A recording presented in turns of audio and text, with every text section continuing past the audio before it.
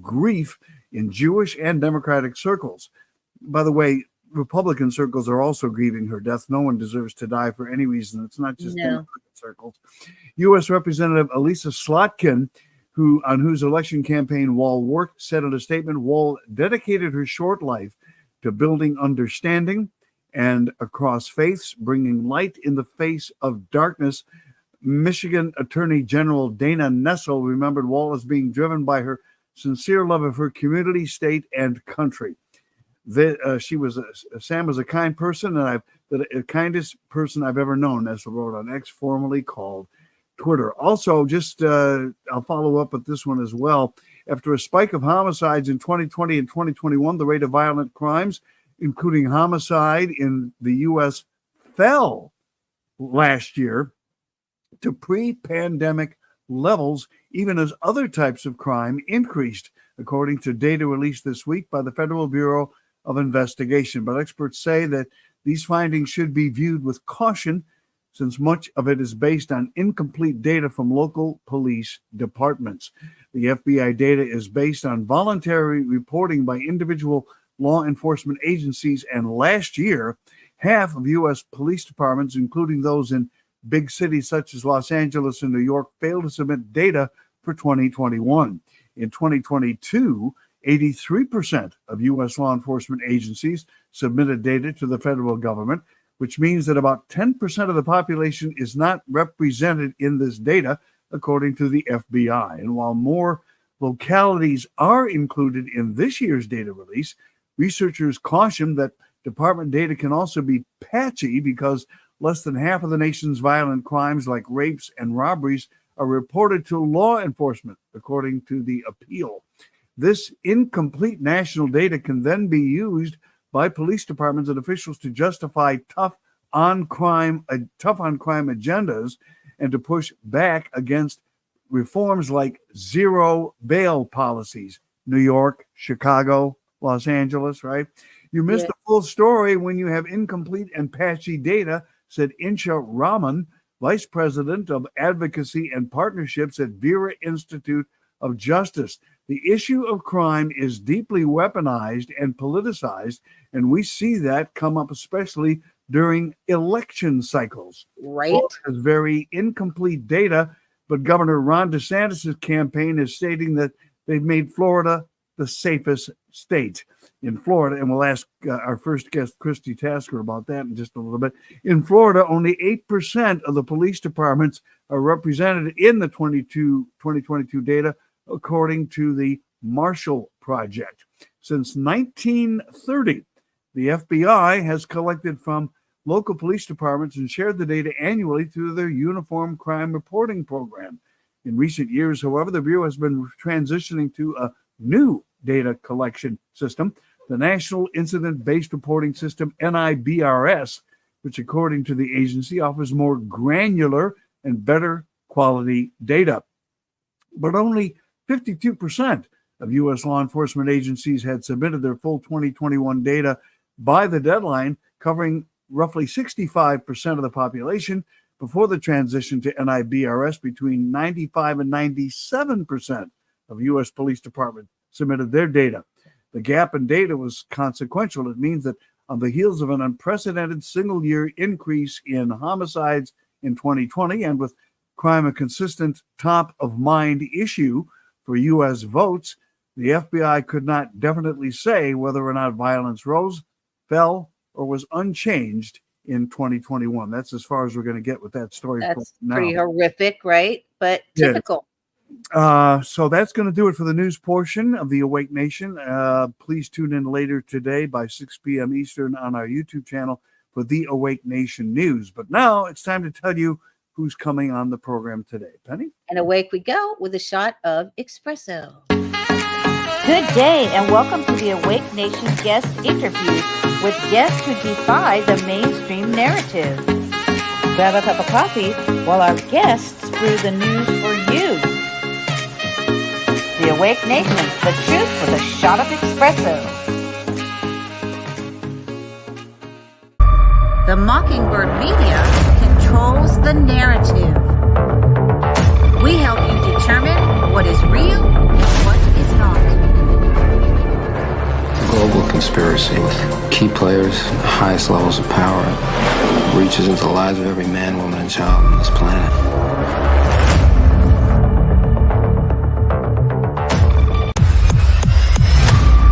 Yea, though I walk through the valley of the shadow of government, I will fear no Satans.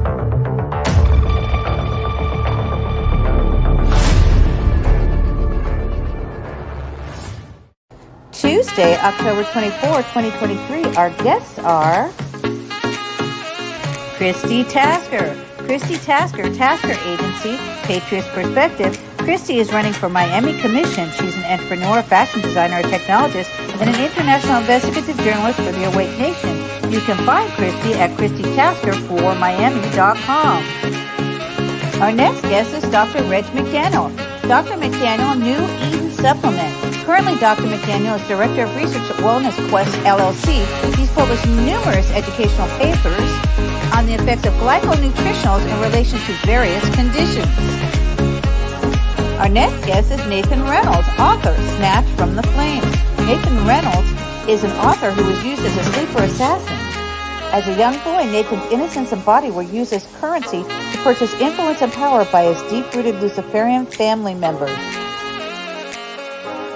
Our next guest is Tim Sandars, founder of Omnia Collective Ltd. Tim launched the Omnia Radiation Balancer in 2018, a product which harmonizes all radiation fields and brings a new resonance electrical harmony between the electronic devices you use and your body. Go to OmniaRadiationBalancer.com. And rounding out the final hour of the Awake Nation is Dr. Jan Halper-Hayes, the Patriot Shrink. Dr. Halper-Hayes is an internationally recognized leadership and strategic change expert, best-selling author, and sought-after speaker. Jen is a former member of Donald Trump's campaign team. Her appearance on Good Morning Britain sparked controversy heard around the world. Don't forget to subscribe to the Dark Outpost at darkoutpost.tv. There you will find exclusive content, interviews, documentaries, and intel not found anywhere else. For the full show, go to awakenation.tv. Falling down the rabbit hole can hurt. Ouch! Oh boy, that's another.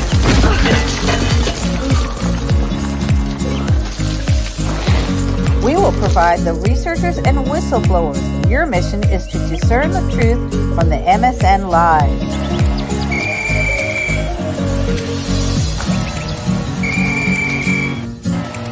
And now for the interview portion of the Awake Nation. And awake we go with a shot of espresso. It's showtime.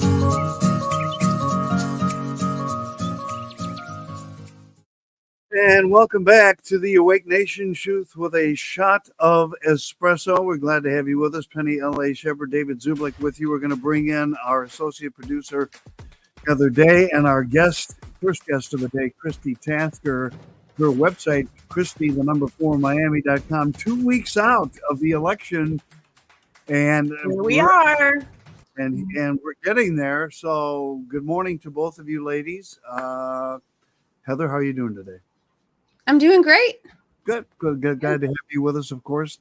Sure. She is one of our associate producers and author of the book AI 2030. If you don't have the book, you're full. It's a great book. Jump scare.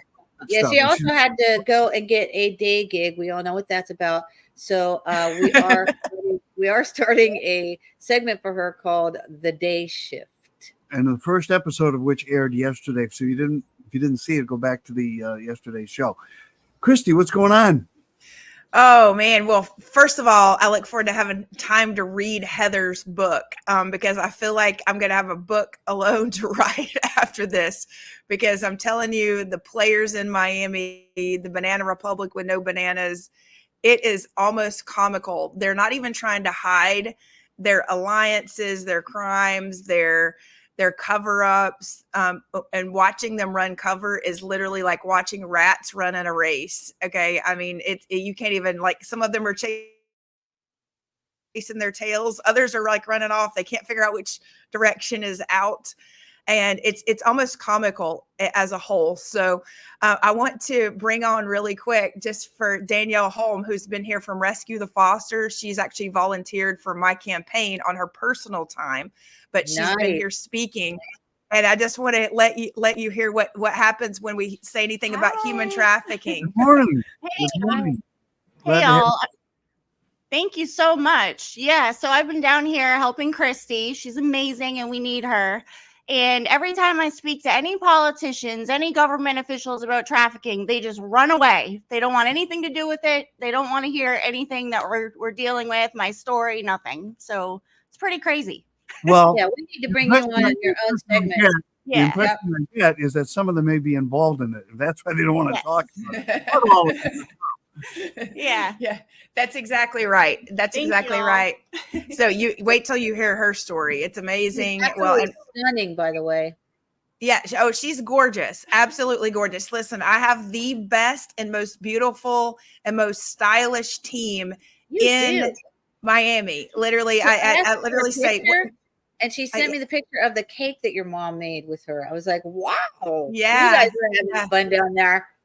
Yeah. So just in short, Danielle was one that had her baby kidnapped in the hospital.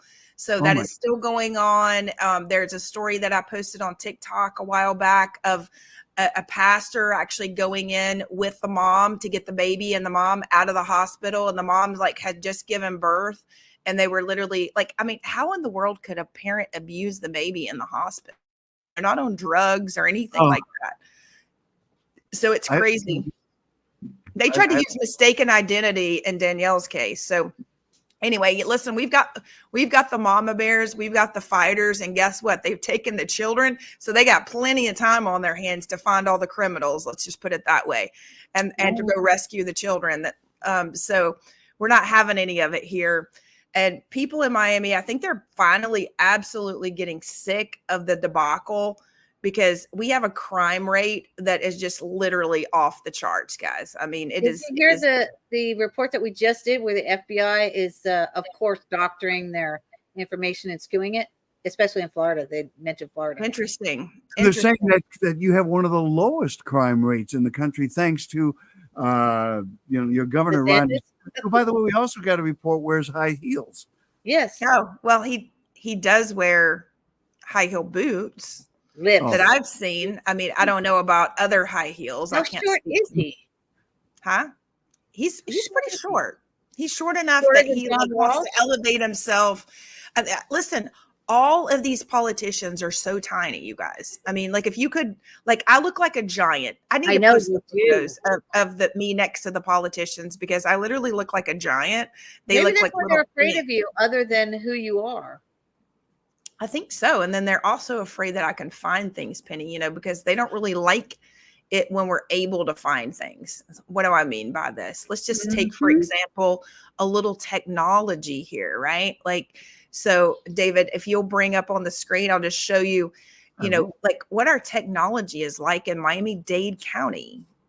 Okay. So this is listen, I want everybody to know when you are a website developer, you get reports saying something's missing from a site, something's broken. David, you know this, from your own site.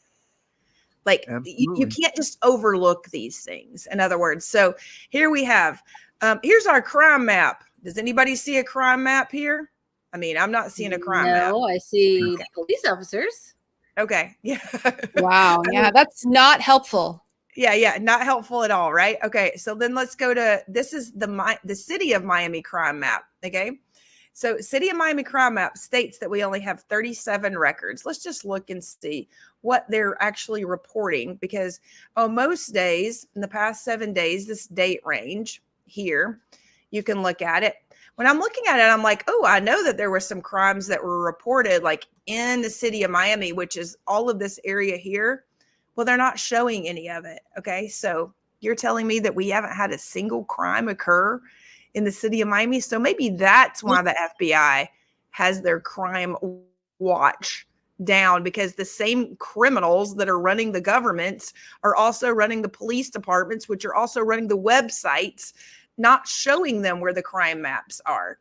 So it's almost like comical in a way, because it's like ridiculous in terms of, so what's happening. This is, keep in mind, this is on the City of Miami website. Okay. Right. And they will only, and I'm trying to find the exact filters because here we go. Filters wise. On the filters, well, they're kind of hiding the filters right now, it looks like.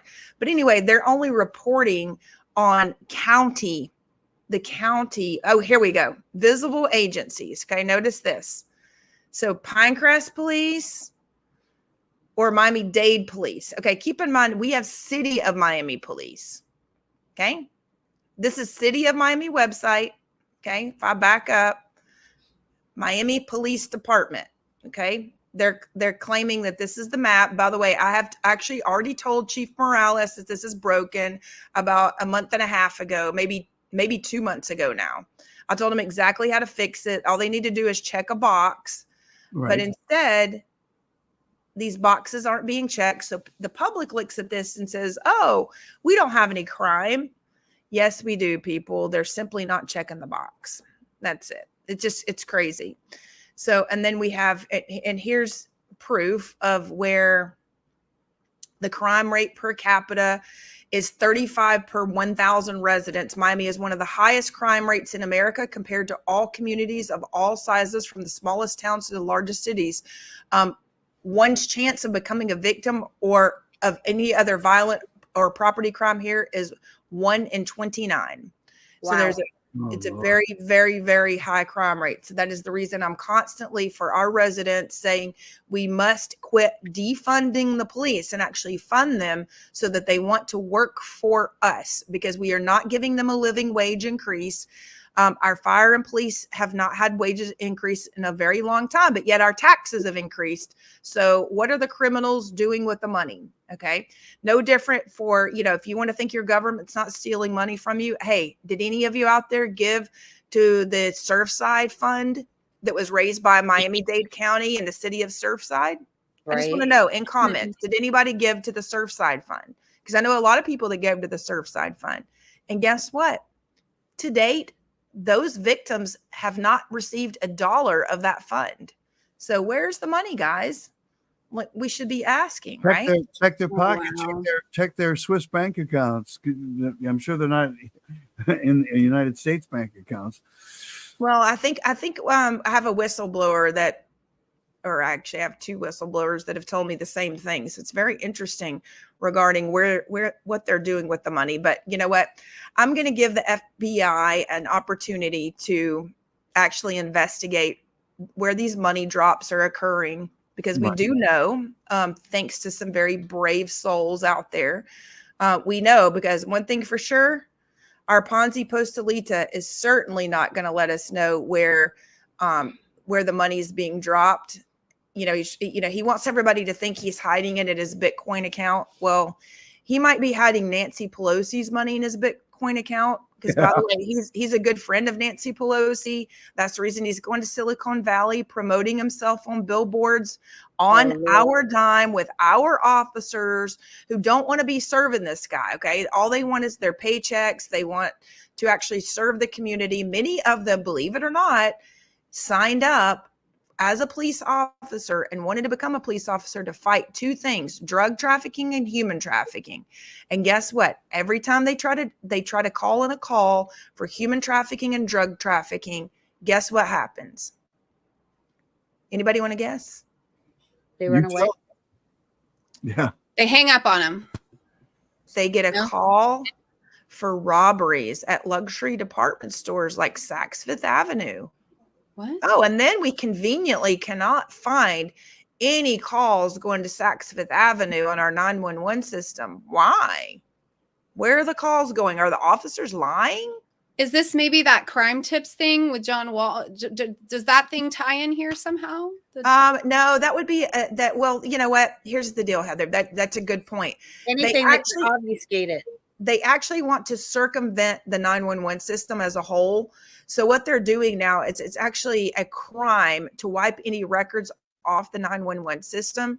So, and they know this. So what they're trying to do is circumvent 911. But in the process, whenever there are calls going into 911 that are being removed, instead of being able to remove them, they're circumventing them. So when it comes time, to get any of this done, they basically are trying to circumvent 911 with this. By the way, it's called Star Crime Watch. Okay, that sounds like to me something that happened in World War II. Where you would tattletale on your neighbor, you would get a drop for money. We have that in this area too. But that's not supposed to be used for immediate emergency crime situations. It's kind of like one of those if you see something, say something things. Of course, right. But David, if you see something, say something doesn't pay you in a park. A drop fee. I mean, like, I don't know, maybe yours has a drop fee. I mean, this literally, they describe it like they're going to bring you cash in a paper bag. No. And they claim that they don't know who you are at your leisure. Okay. But they're not going to know who you are. Cash in the paper bag, Christy, can also be a gun in the paper bag. And then they take you up because they know that you know something. And, oh, I'm sorry. That person disappeared. You're very close to the ocean. So it's very easy to drop a body in the ocean and they're never heard from again. Excellent point. Yep. And here's the deal. What I'm about to play for you guys. There's our politicians have absolutely no shame in their game whatsoever. Okay. They are not allowed in their office, even though I think Miami Herald reporters, literally they need to learn how to research, okay, and quit endorsing criminals and quit playing around with criminals. So they're as much a part of the entire process as a whole. I think we talked about that last week, but let's just watch what Francis did. Some of the allegations in the ethics complaint. Let's make an appointment and we'll be happy to talk to you. What day? I'm not making an appointment with you now. You can talk to my assistant. I have a comms director. He knows that our protocol is to go through the comms director. Please do not record me. Okay. Don't do that. Don't do that. Whoa. You just grabbed my phone. I just thought that's where you put your phone. Don't put the phone in his face. You don't record, but don't put the phone in his face. We're recording the mayor of Miami. That's right. Don't put the phone in anyone's face. We're on public property, sir. I understand No, that. you don't, Yes, because- I no, you do. don't. Yes, I do. Just don't put. Sir, this is public property, sir. Wow. Yeah. Okay. If I get All a right. response from your office, this wouldn't I'll be happen. happy to.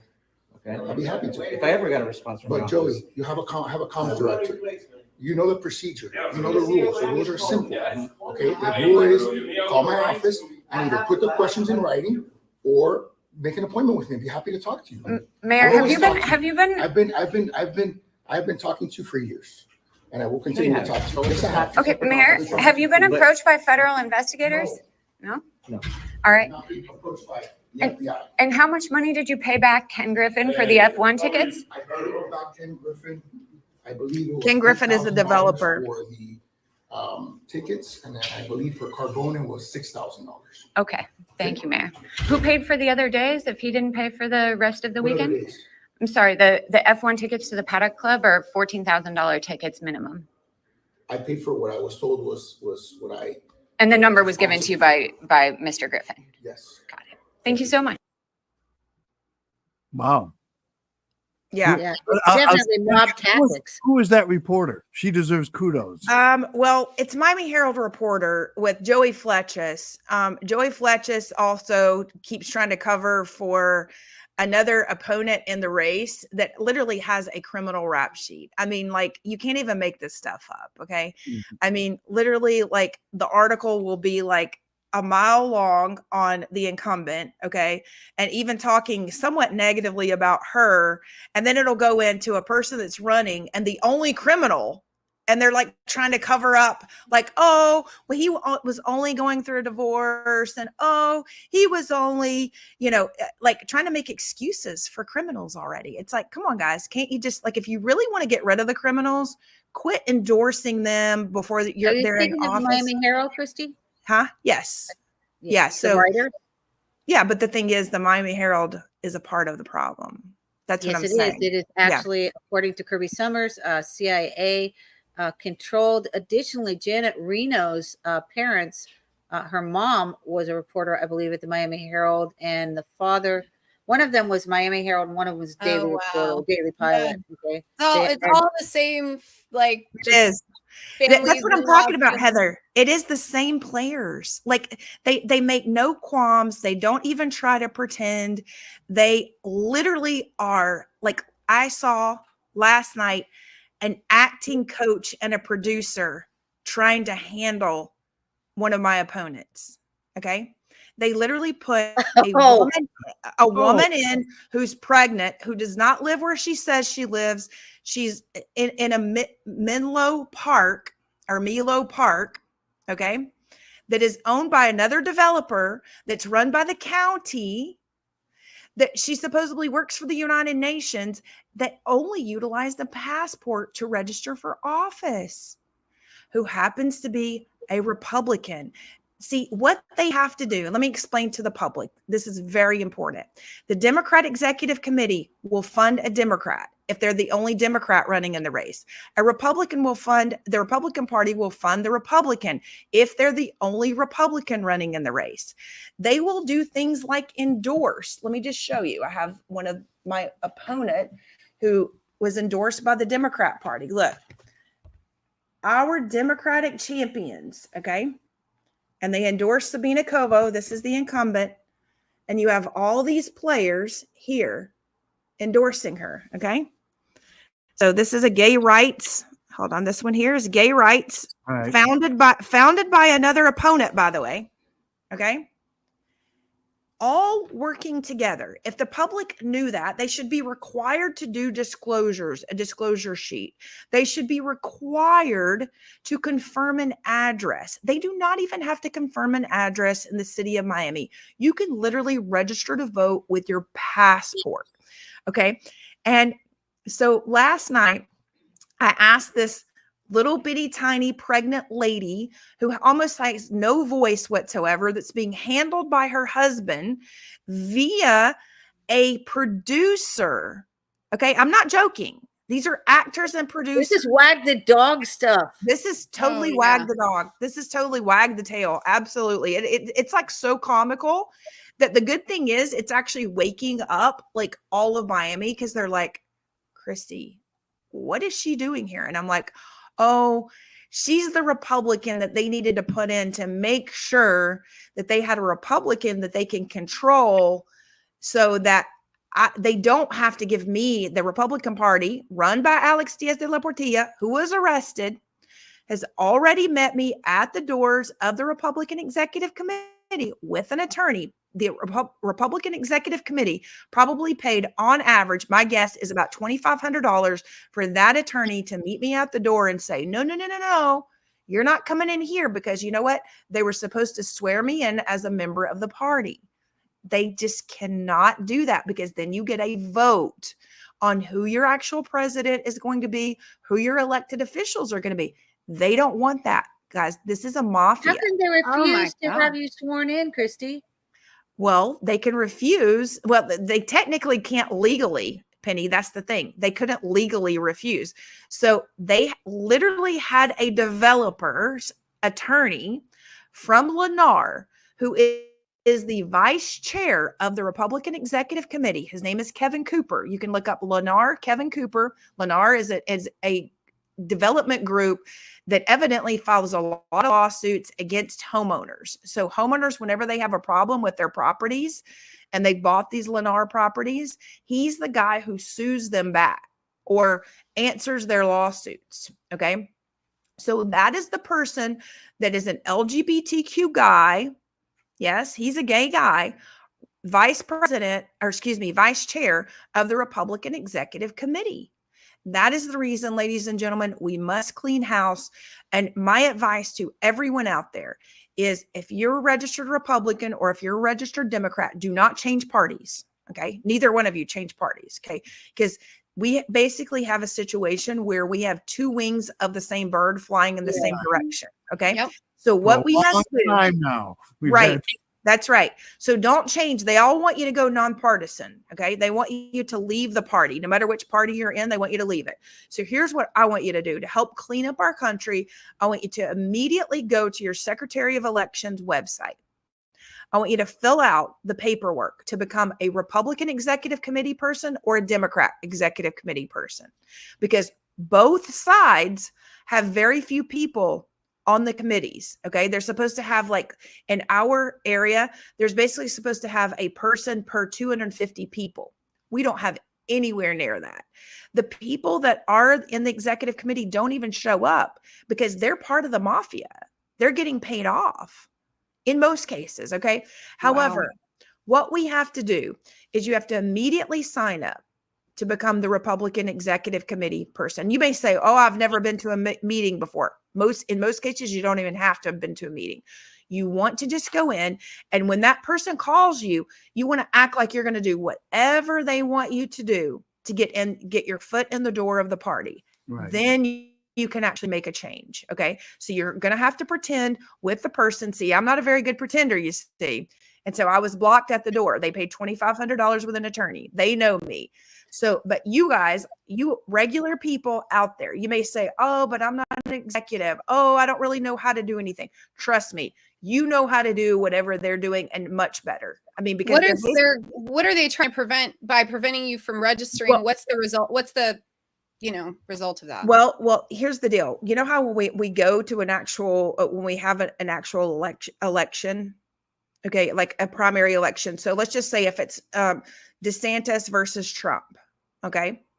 So it has to be a situation where they are the ones who vote on who's supporting who in the party, okay? So these are the same people that are basically saying, oh, let's give money to support a criminal's campaign because we can control that criminal. Okay. See, this is making sense because I took a class in political action when I was like doing anti-vax stuff, and they were explaining all the sister organizations. There's an educational, there's a political action committee over here, and then there's another committee over there to fix the law. And then I literally saw a handler, what I construed as a handler with an asset that was being pushed forward as the potential running for this particular, I don't remember the office.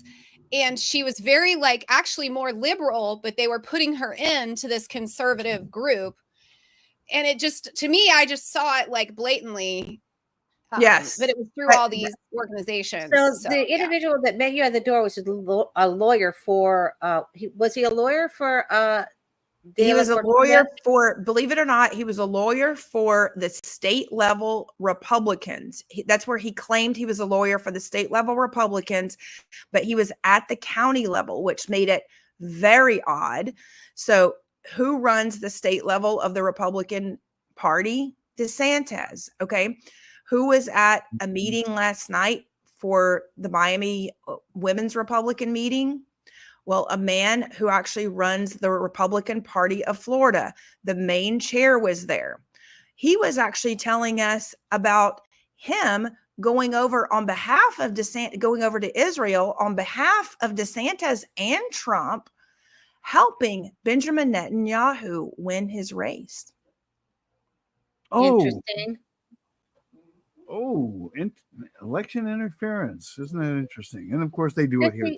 I was going to ask you also, if you need to come on anytime during the week in these next election days, you let me know. We'll bring you right on. You can always come on the news. I need to come on with Jan Harper-Hayes just to ask her 2 questions and tip her off. She'll be on at the end of our show. She's on the last half hour today. Do you want to come back and ask her a question? Can I come back? Yes. Yeah. I have some information I think she might find very interesting.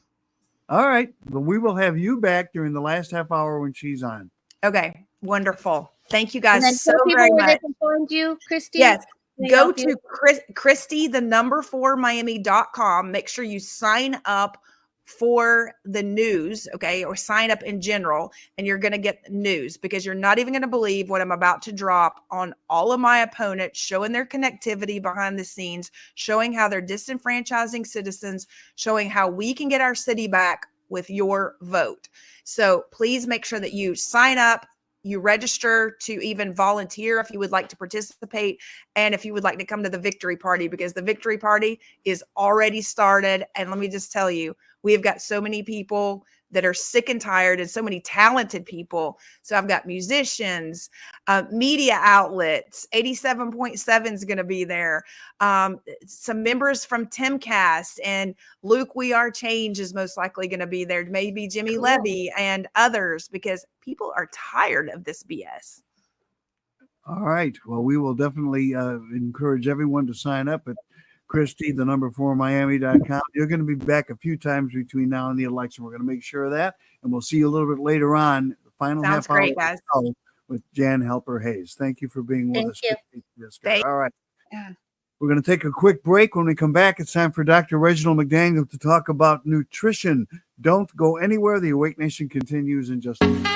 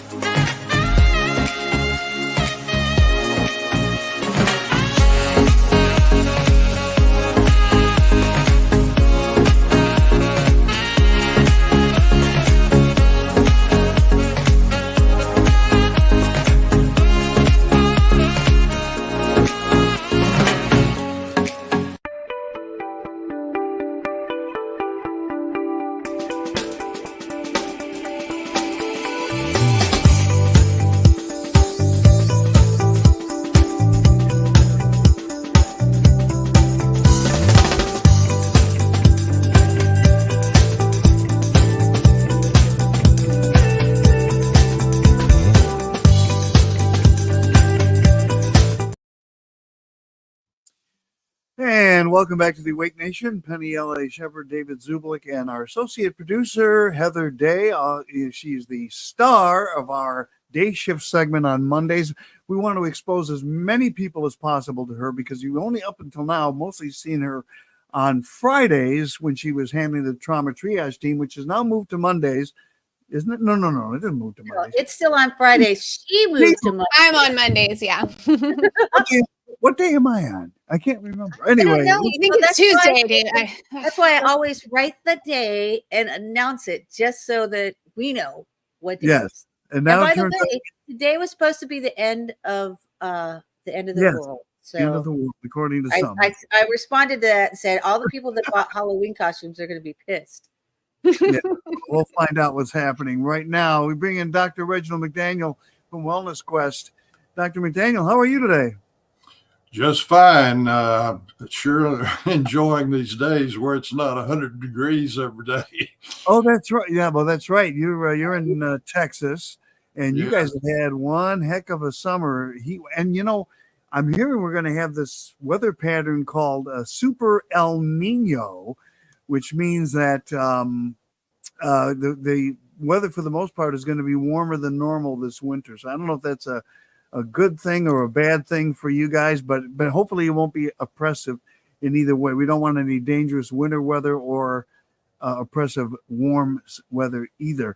Last time we had you on, we were in the middle of a presentation called The Blue Zone, and I think we stopped right here talking about stopping eating when you're 80% full. So I thought that is where we would pick things up today. Well, I have to admit my fouling up. I thought that I had about 5 or 6 lectures that have put together that is the main focus in nutritional and even in medicine, that the World Health Organization, which is a division of the United Nations, is responsible for analyzing and making recommendations for health for over 100 different nations. And by just luck, I guess, in the early 2000s, I was asked to put together a series of lectures to be held in Virginia, and they made a book called Anti-Aging Medicine 1, and in there was a chapter from Kitachi Kantani from Tokyo, that it was the very first blue zone that was noted. And I've tried to put together kind of an overview of this blue zone ideas, and then followed by details of each of the nations that where they found the blue zones were in more detail. However, when the slides came up, it was already on Okinawa, which was the first blue zone that was identified by this group from Tokyo. And it started out that we had a chart of 7 different nations that have all their citizens' health history and what's going on in this chart, and that Japan had the longest living and in highest quality of health population of any of these nations.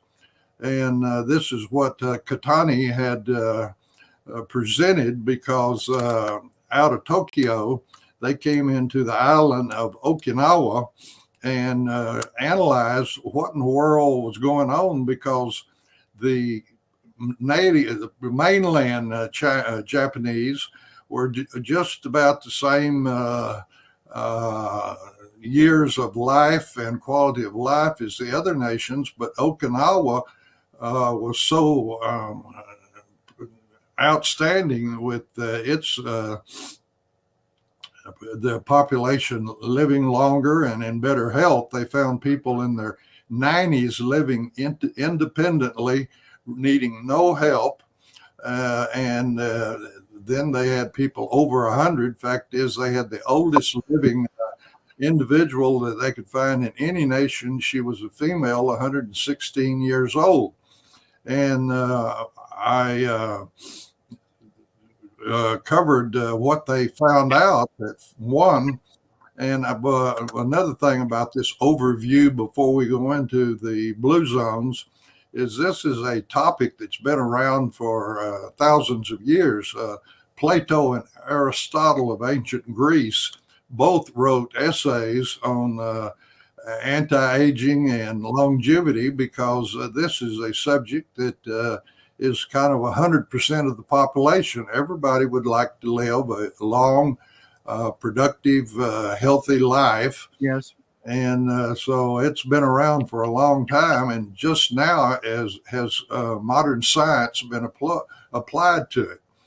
And one of the things that's common about all these blue zones, they're in either islands, peninsulas, or isolated areas to the general population. And the importance of that is that French fried franchises, which are so prominent in the modern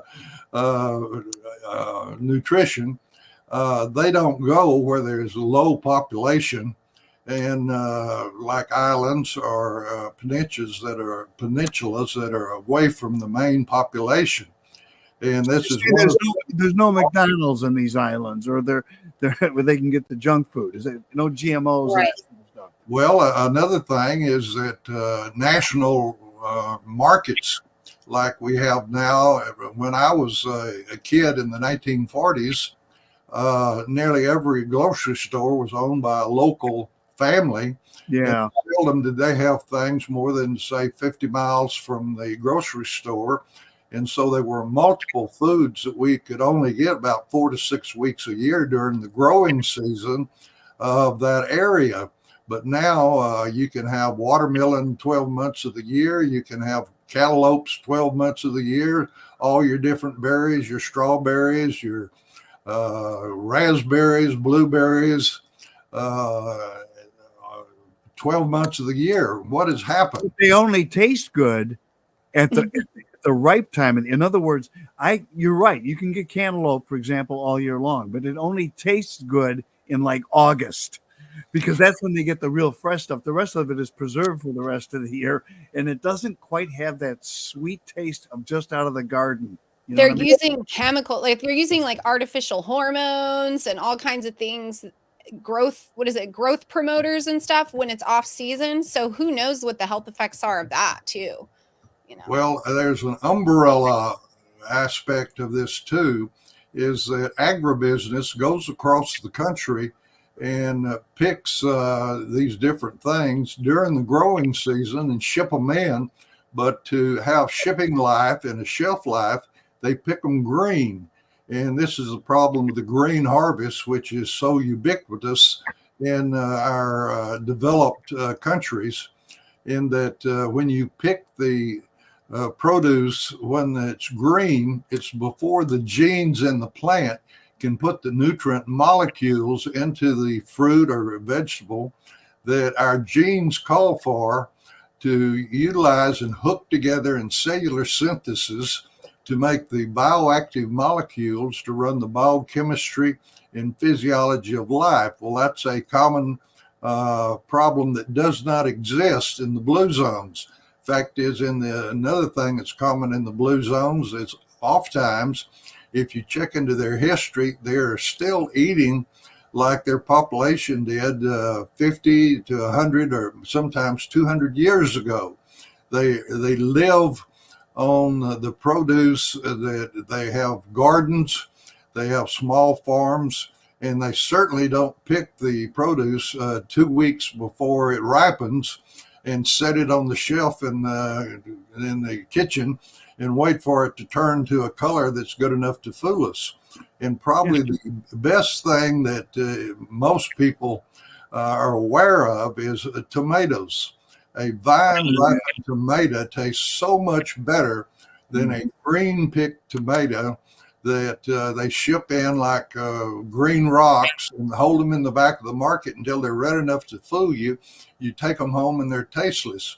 Well, I've been informed that at Rutgers University, which has a huge nutrition and agricultural emphasis, that they have analyzed with modern instruments the juice from a vine-ripened tomato versus one picked green, that there are about 200 micronutrients, and these micronutrients, our genes call for them in the process of life, that it's written into the DNA that these molecules that the plant makes, that are called phytonutrients, are called for by our genes, and to have optimal nutrition to make these compounds that run the biochemistry and the physiology of life. And another thing is that they tend to be in their daily activity, they're either farmers or fishermen or craftsmen, and so they work. And I use as a good example that my grandmother, I can still remember bringing out once a week a great big black steel pot, putting in water in it and putting fire wood around the bottom of it and heating it up. And she had a washboard, and she would do the wash. I don't know how many people know what even a washboard is now, but it requires labor to run your arms up and down to try to get the clothes clean.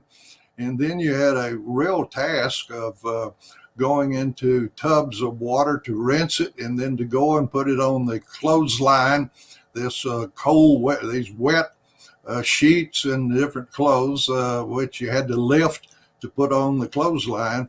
Whereas my mother You had Maytag washing machines that sit there and had an agitator run by a motor that would do what the washboard did.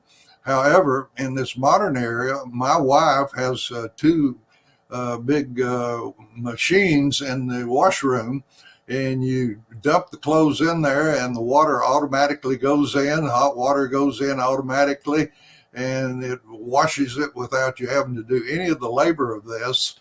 And then it spins the water out of it, and you just transfer it over to the door that you open to the dryer.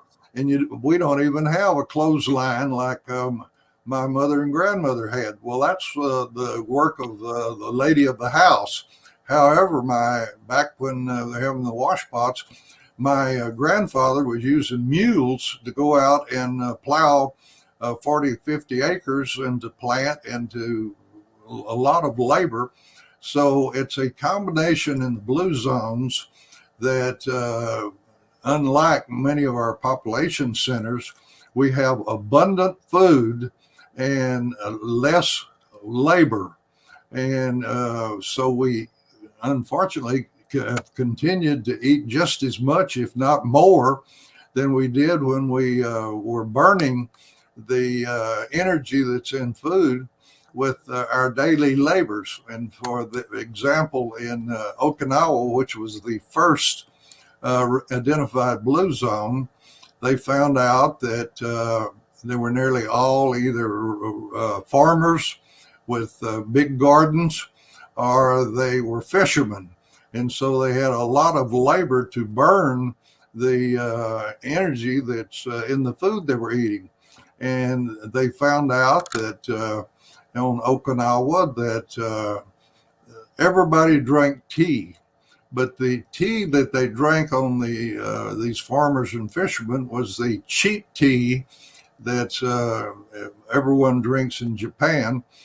Whereas on the mainland, they bought a expensive tea. It's from the top of the plant of young leaves that has a very more pleasant taste of the tea, whereas the farmers and ranchers on Okinawa bought the cheap tea, which were the mature leaves that had a bite to it.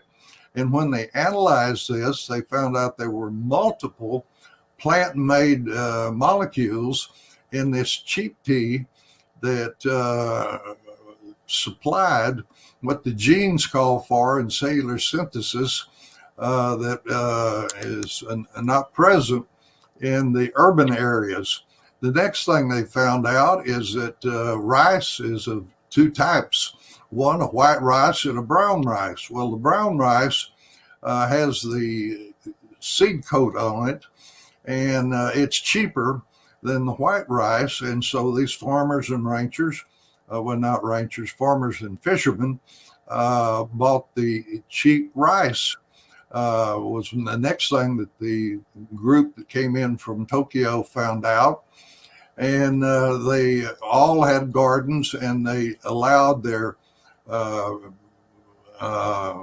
food that they raised in their gardens to ripen on the plant. And therefore, the genes in the plant could make the phytonutrients that our genes call for. And of course, that combined with the labor, the population of Okinawa was much higher in years and in independent good health. And in fact, if you go to PubMed, you'll find that over and over again, if you look at the titles, that areas where people are daily not having to go to pay dues to a gym to get some exercise, or running up and down the streets on the sidewalks, try to get some burning some of the energy with your largest muscle group in your thighs and your calves of your legs, and swinging your arms to burn excess things. So one of the big problems is obesity, is that we store the excess calories as triglycerides in the fatty cells of the body. And this promotes type 2 diabetes, which is one of the problems of the urban population, is obesity with not only type 2 diabetes, but osteoporosis by the lack of exercise. Don't have as much stimulus to the cells in the bone to lay down bone because you're stressing the bones with the labor. And the spectrum of diseases that excess calories and reduced exercise causes this problem. Now, with the slide we have up there, one of the things is they found out in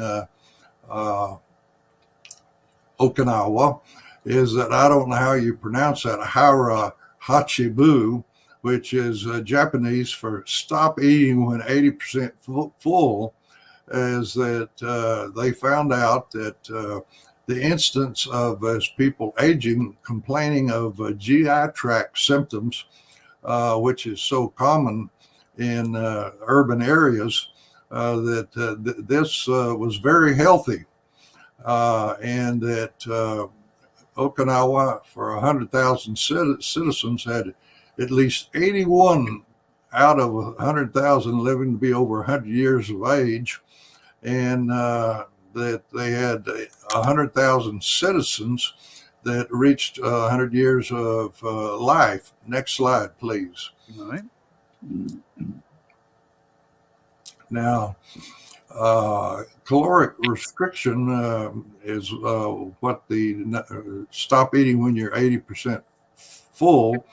And one of the things they found out in the Texas A&M School of Veterinary Medicine is they took cats and they added to their general diet the active molecule that our research at that time was on what is in aloe vera leaf gel that has been used by history over 5,000 years to support health.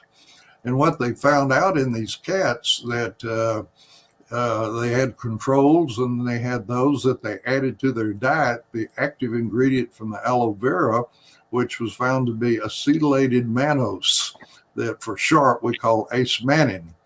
And this is acetylated mannose, a sugar, and that the thymus tissue, which is a collection of cells beneath the sternum between the lungs of young animals and young human beings, that is a source for what we call T white cells or T lymphocytes. And these T lymphocytes have multiple functions. And by the time a human being gets to be around 6 years of age, this thymus tissue has disappeared. And all these T cells have been distributed to the spleen, to cells in the liver, and to the lymph nodes, and to the bone marrow, all throughout the body to serve the animal for the rest of their life, because these T cells are very important. When they're first developed, they have an analytical role, is that when they migrate into tissues, they can sense the status of all the ingredients and the pH and the oxygen level and the amounts of different nutrients. And they release cytokines called cyto, meaning cell activators, that try to move the environment of the tissues, such as the liver, the bone marrow, the spleen, the endocrine glands, to the normal zone, which is the father of pharmacology, human physiology, Dr. Hans Zellier, called this balance in the environment, homeostasis, balance. Also, if these T cells migrate into tissues and they find any type of infection, they activate the host defenses of the body, which are other white cells, come in to fight the infection, as well as in the liver. There are soluble and in the lymph nodes molecules that are anti-infectious, like antibodies and acute reactive phase proteins, to fight the infection. All this is coming from the T cells. Then also, as we grow, the T cells make growth factors for all the cells of the different organs. As we go from a small baby to the size of an adult, the T cells are active in providing growth factors. Also, the T cells are very important that they can sense the very small amount of difference between a normal cell and a mutated cell, which the worst thing that can happen by the mutation of the genes is to become malignant cells. And the T cells secrete perforin, an enzyme that punches holes in malignant cells to kill them. In addition, these T cells are also can transform and become what are essentially the garbage can cells of the body. They're called macrophages from the Greek, which is macro means big eater in grease. So they clean up. They can transform and become any type of foreign material or debris that they find in any of the tissues. They have certain special enzymes in them to take them down to amino acid or fatty acid or a carbohydrate sugar down to their basic chemical constituents without an inflammatory response. And then what we found out from this T cell activity is that from the bone marrow, these T cells form stem cells. And stem cells are active in a word that you may not be familiar with called apoptosis. And I use as an example in the doctor's lounge at the hospital when I was active as a pathologist, a hospital-based physician, that one of the doctors would come in raising Cain that they had bought a Mercedes. And lo and behold, they went down to get the oil changed, and they got a $600 or $700 bill.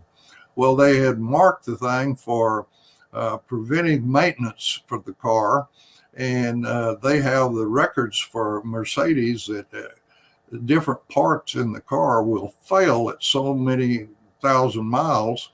And so, if you're on the preventive medicine, preventive thing for your car, they will replace that part before it fails and you have problems with your car. Well, in our body, lo and behold, in the genes, every cell that comes along has a little tail timer on it called a polyadenate tail timer, how long a cell should last in the body. And then its stem cells migrate from the bone marrow, from these T cells, from the thymus of the young animal, to form stem cells that migrate in and replace the aged or damaged or poorly functioning cell.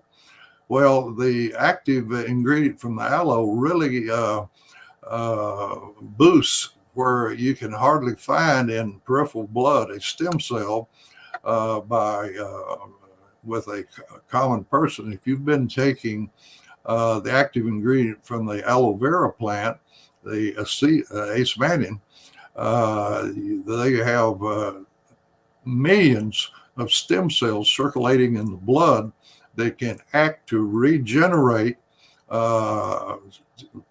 very important cells in the organs. And one of the most important ones is to regenerate neurons in the brain, because we have a published study that the current formulation that we have called New Eden reduces or makes millions of stem cells in the body. And so at the University of Miami Miller School of Medicine, they found out that Alzheimer's patients memory and cognition improve because of these millions of stem cells that migrate in, and it's through nutrition that is present in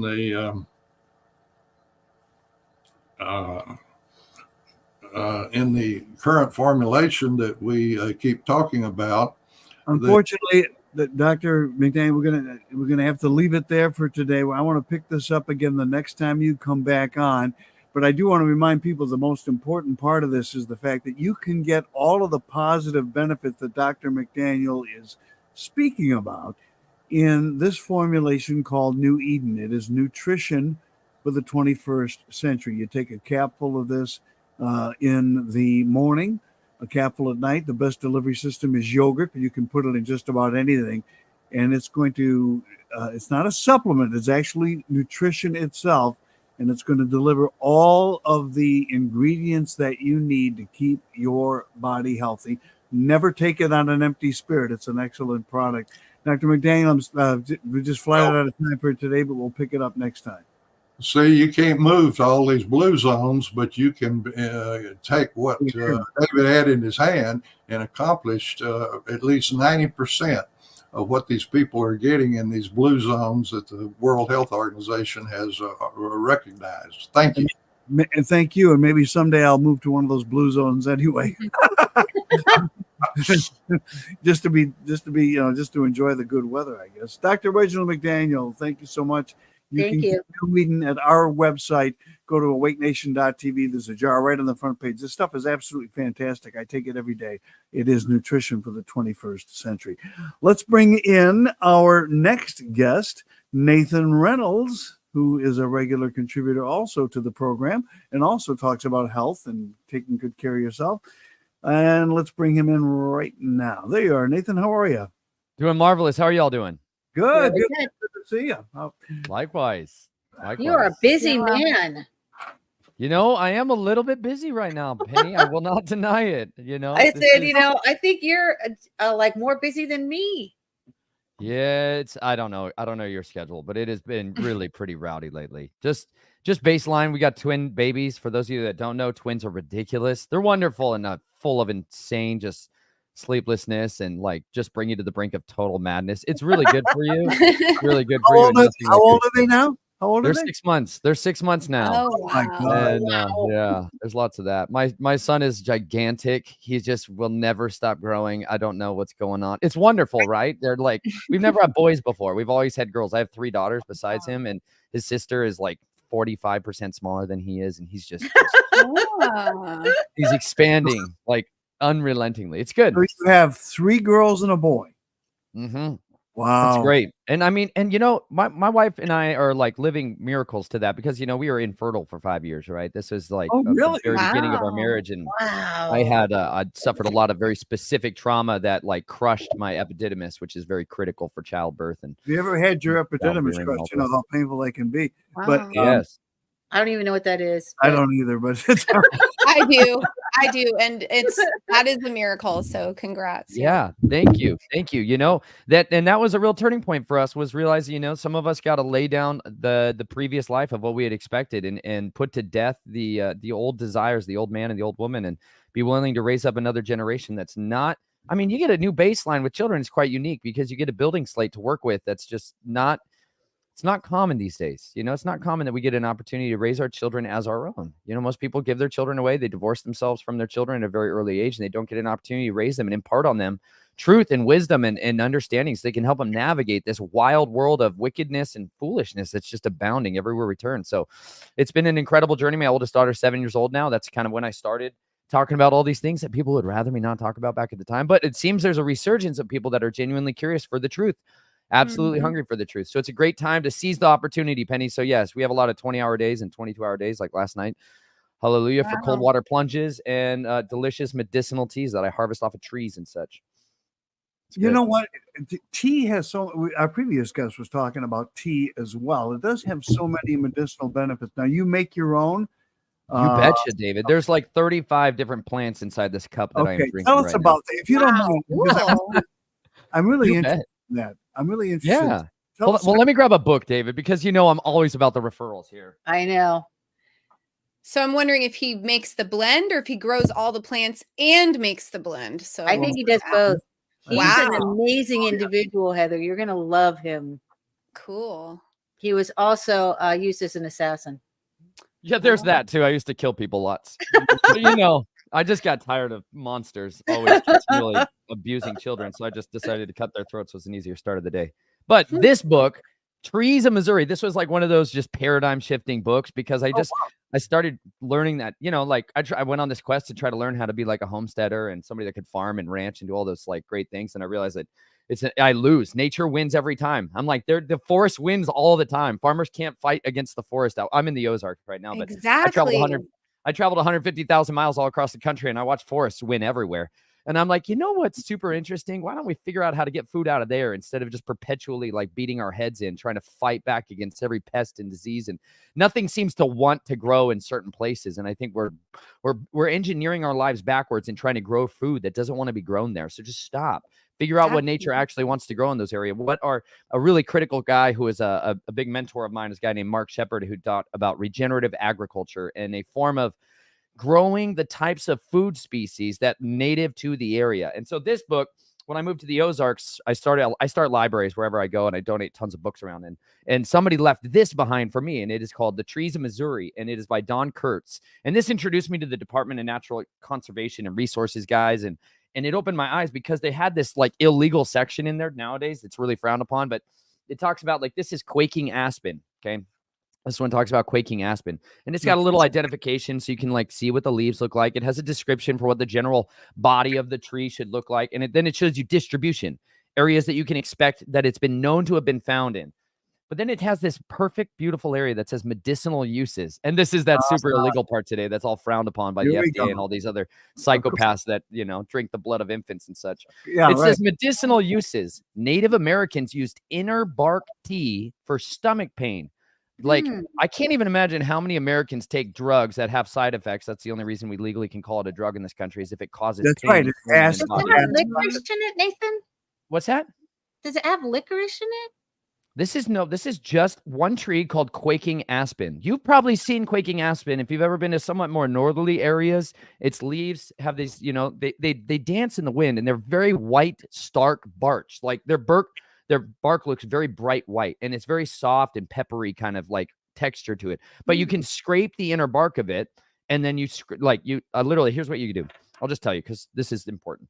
You can lay down a little sheet or a tarp. This is important because if you don't, it just falls onto the grass and you're just going to disappear in the forest and the foliage. But you lay down a little tarp, and then you take a knife or a straight-sided machete. I like very, very sharp knives.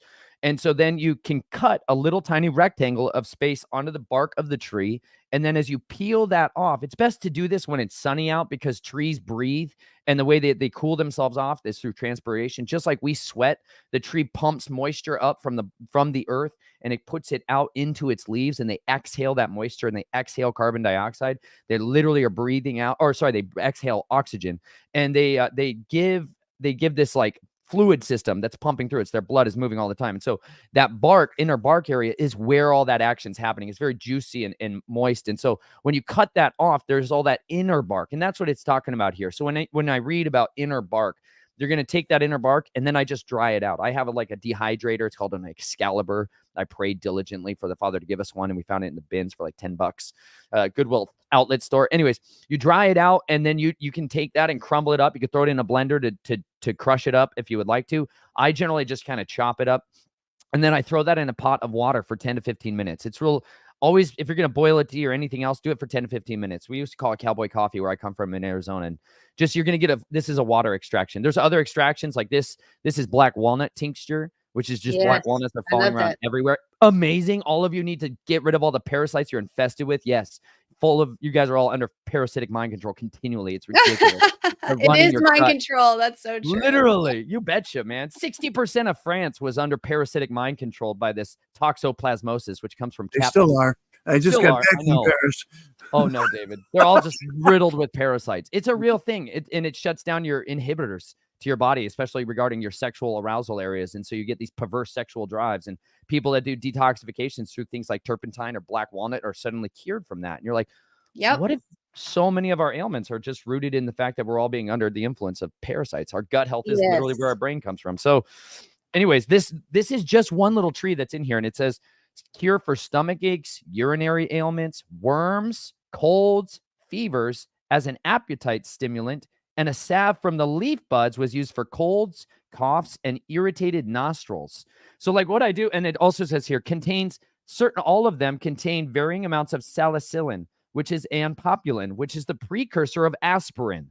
So this is also what's used in something called white willow bark, and which is a natural way of getting painkillers into your body, like aspirin. See, all these sorcerers known as pharmacologists and these people that do all these pharmaceutical sorceries, they go out and they harvest plants like this, and then they extract the specific compounds that have these beneficial effects on our body that don't cause side effects, and then they add molecular structures to them so they can patent them. And then by doing so, they cause a side effect in your body. Your body now recognizes something that when I take black walnut, I don't have side effects. I have efficacy in my body. It changes my body and starts to detoxify parasites specifically, but I don't have horrible side effects like nausea, running eyes, and sneezing, and death, and all those other horrible things they say really quickly at the end of the commercial so you won't listen to them.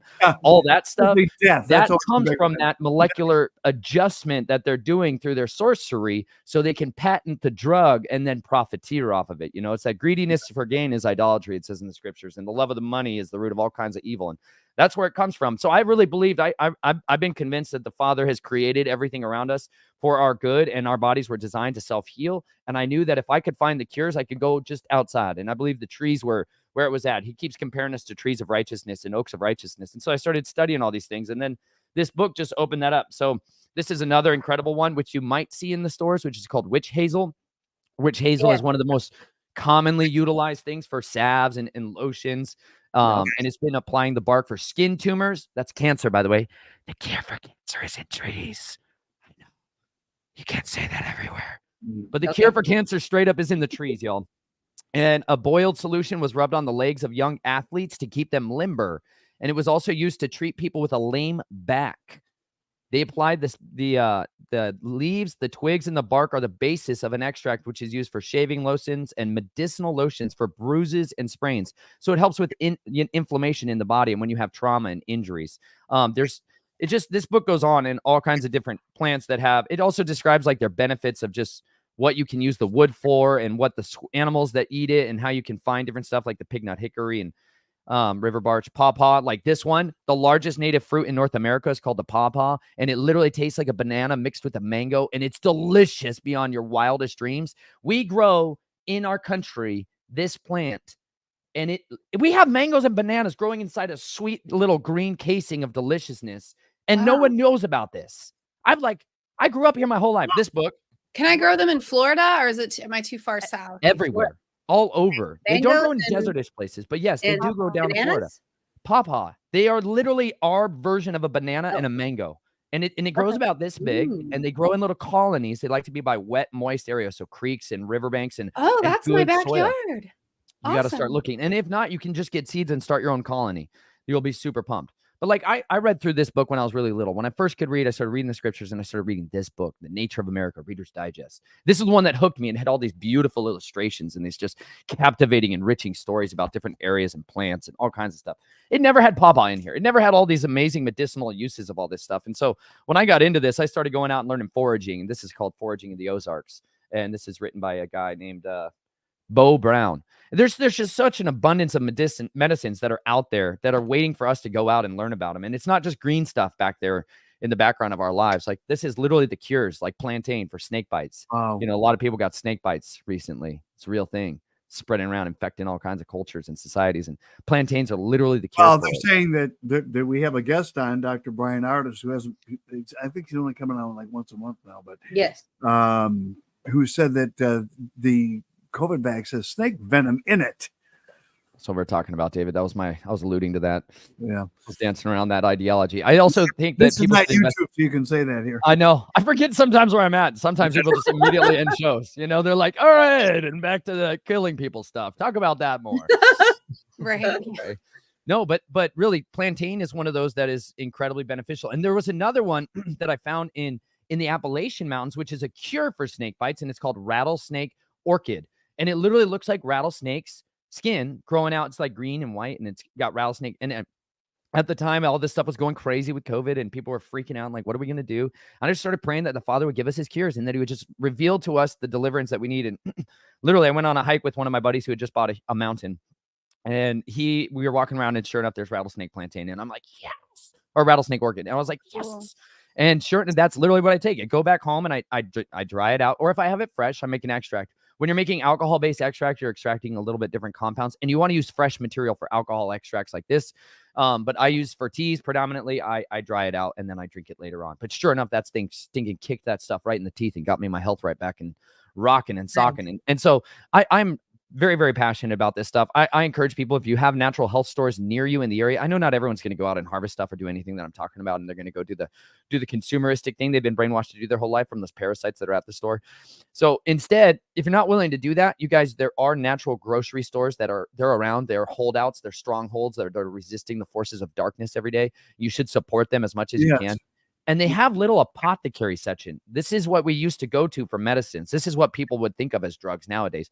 That's where you could go to get those medicines. And what I do is I walk in there, and I don't necessarily know all this stuff. So I sit there and I look at the name of the things that are in these little jars with all these dried herbs. And I type in that name, like yarrow, medicinal uses. And then I search it. And then I get a bag of that. And then I literally just create little medicine jars. Let me show you one. Sure. This is good stuff, folks. Pay close attention to this, because you don't go to big pharma. Yeah, I want to learn foraging for my area. Like, he's got foraging in the Ozarks, which is beautiful. That's where part of my family's from. But I'm in northern Florida, so I know it's a whole different ecosystem, right? Yeah. So, but I know if I knew the right things, I could just go out in my yard and make a salad if I just could find the right book or whatever. Yes. Well, I'll give you a little tip too. There's an app for your phone that's called Picture This. Picture This is a way that you can identify all kinds of different plants and species of them in their little genres and stuff. It's the way that you can hack that system, because you know what, Heather, it takes a long time to get there where you can identify things for yourself, and it takes training and discipline. And I would encourage you, if you can, I met a guy who was a professional forager, and he taught classes, and he took us out, my wife and I, and started teaching us like how to decipher all of this world that was around us. And he started just revealing to me the language of nature. And for me, I can't really learn a tree or a plant until I have a usefulness from it, until it like adds value to my life. But like, these are ones. This is one that saved my wife's life. This is called shepherd's purse. Shepherd's purse. If any of you are into natural home birth or anything like that, you'll hear about this one. And it's called shepherd's purse, and it's a little dried plant. This grows all over the place. Like, literally, this is a weed in almost everyone's yard. They mow down all the time, and they hate it, or they spray it with glyphosate and all the rest of it. This is the cure for hemorrhaging. Any of you ever bled or been bleeding to death? Oh my And God. this is literally what is utilized to help stop the bleeding. So when my wife gave birth to the twins, we did a home birth with no midwife. We didn't know she didn't know she was going to have twins. And literally, when she started bleeding like profusely, I gave her the shepherd's purse in order to stop that bleeding. And it is way more effective than this other drug that they like to give you called Pitocin, which contains pork, which some people is a total abomination. And they're like, don't want that in their body. And they don't want drugs going into their system. And shepherd's purse is nature's way of doing that. And you can brew this up as a tea. You can make it into an extract just like this, and it will stop hemorrhaging, like gunshot wound hemorrhaging. Nathan, can you give that to animals? You can give this, of course. It doesn't have side effects. Remember, Penny? There you go. This is medicine.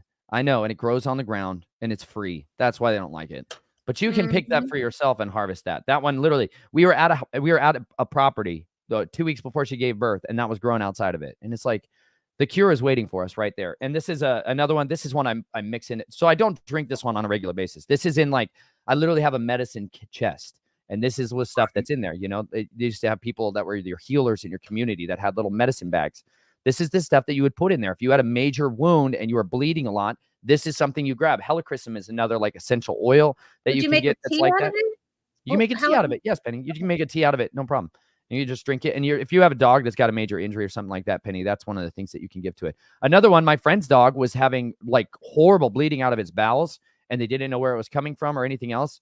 And so I got him slippery elm bark. Slippery elm bark will seal up the lining of your gut. So those of you that might have leaky bowel syndrome and all these other digestional issues, slippery elm bark is really beneficial for that. But that dog was, hemorrhaging out of its rectum. That dog was going to die. And they gave him slippery elm bark. And sure enough, that dog lived, like absolutely stopped the bleeding and completely cured it. So these are things that are around. Slippery elm bark grows all around too, as well. But Elderflower is one of my favorites. It's like a general immunity booster, and I just take it on a regular basis. That's what's in my tea here this morning. Feverfew is another one. You can conquer headaches and migraines and all the rest of it. It's way better than any Tylenol or any other stuff that you've ever taken. You're like, oh, wow. I'll say this. With medicinal plants and stuff, the cure isn't always fast.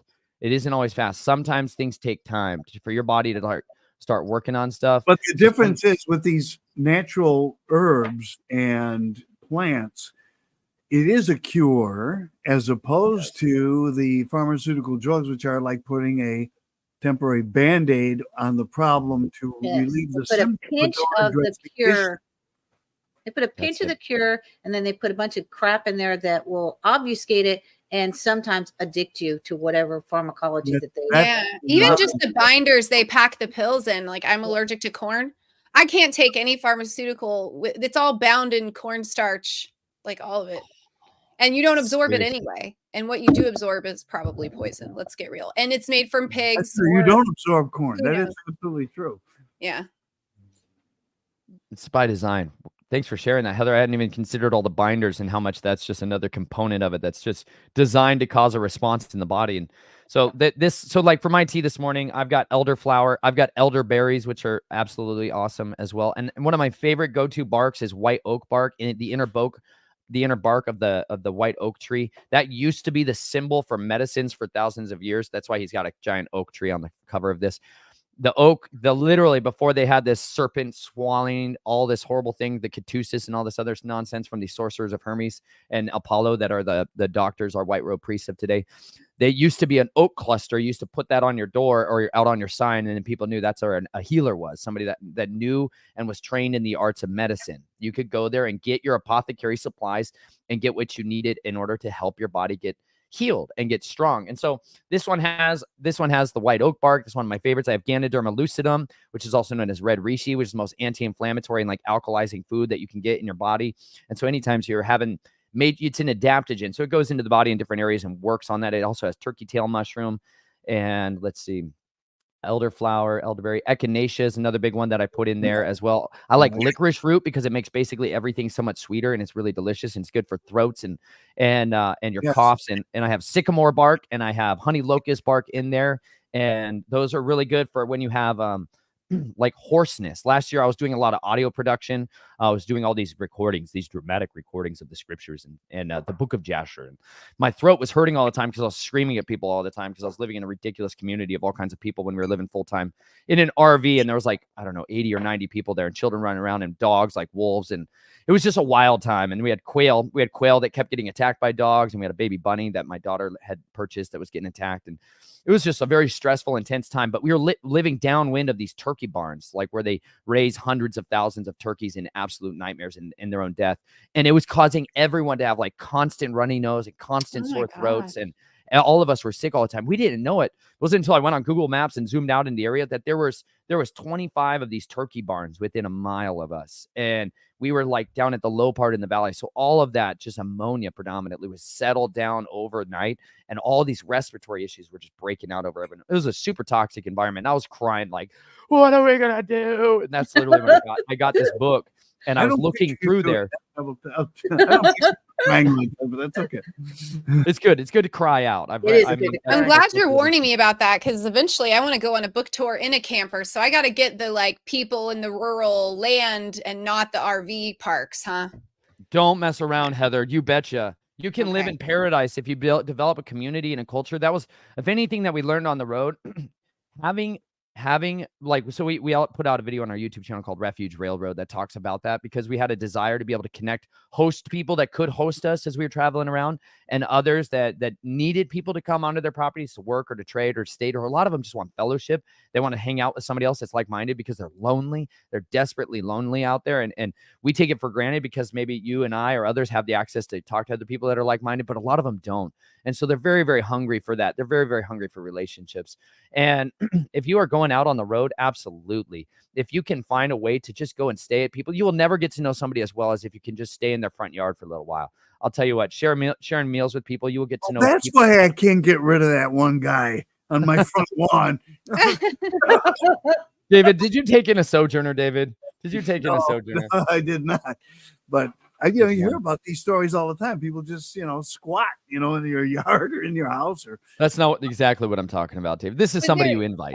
I know. Yeah, there are people. There's a website, and I don't remember the name, that people have like land, and they'll let you park your RV for like a week for like $30 a night, and it's actually cheaper than an RV park, because RV parks are all packed in, like what you're talking about, and it's not private, and it's not paradise, and it's just not fun, right? Yeah. If you're going on the journey, we started our YouTube channel doing this series called Rolling with the Reynolds, and we chronicled a lot of that journey and navigating all of the highs and lows of it. We lived 4.5 years full time in an RV, and so we have done a lot of different versions of it. We found it was just the absolute best to go stay on properties, and that's where I started learning a lot of these skills, was becoming a laborer for these people and then getting trained on how to do that, becoming a tomato vine dresser and a farmer and a rancher and doing just these different skills. And I was like, this is wonderful. And like you, I published a book and was traveling around, and I thought, oh, this is what we're going to do the rest of our life. And then we realized it was miserable to live in RV parks, and we were like, we don't want to do this anymore.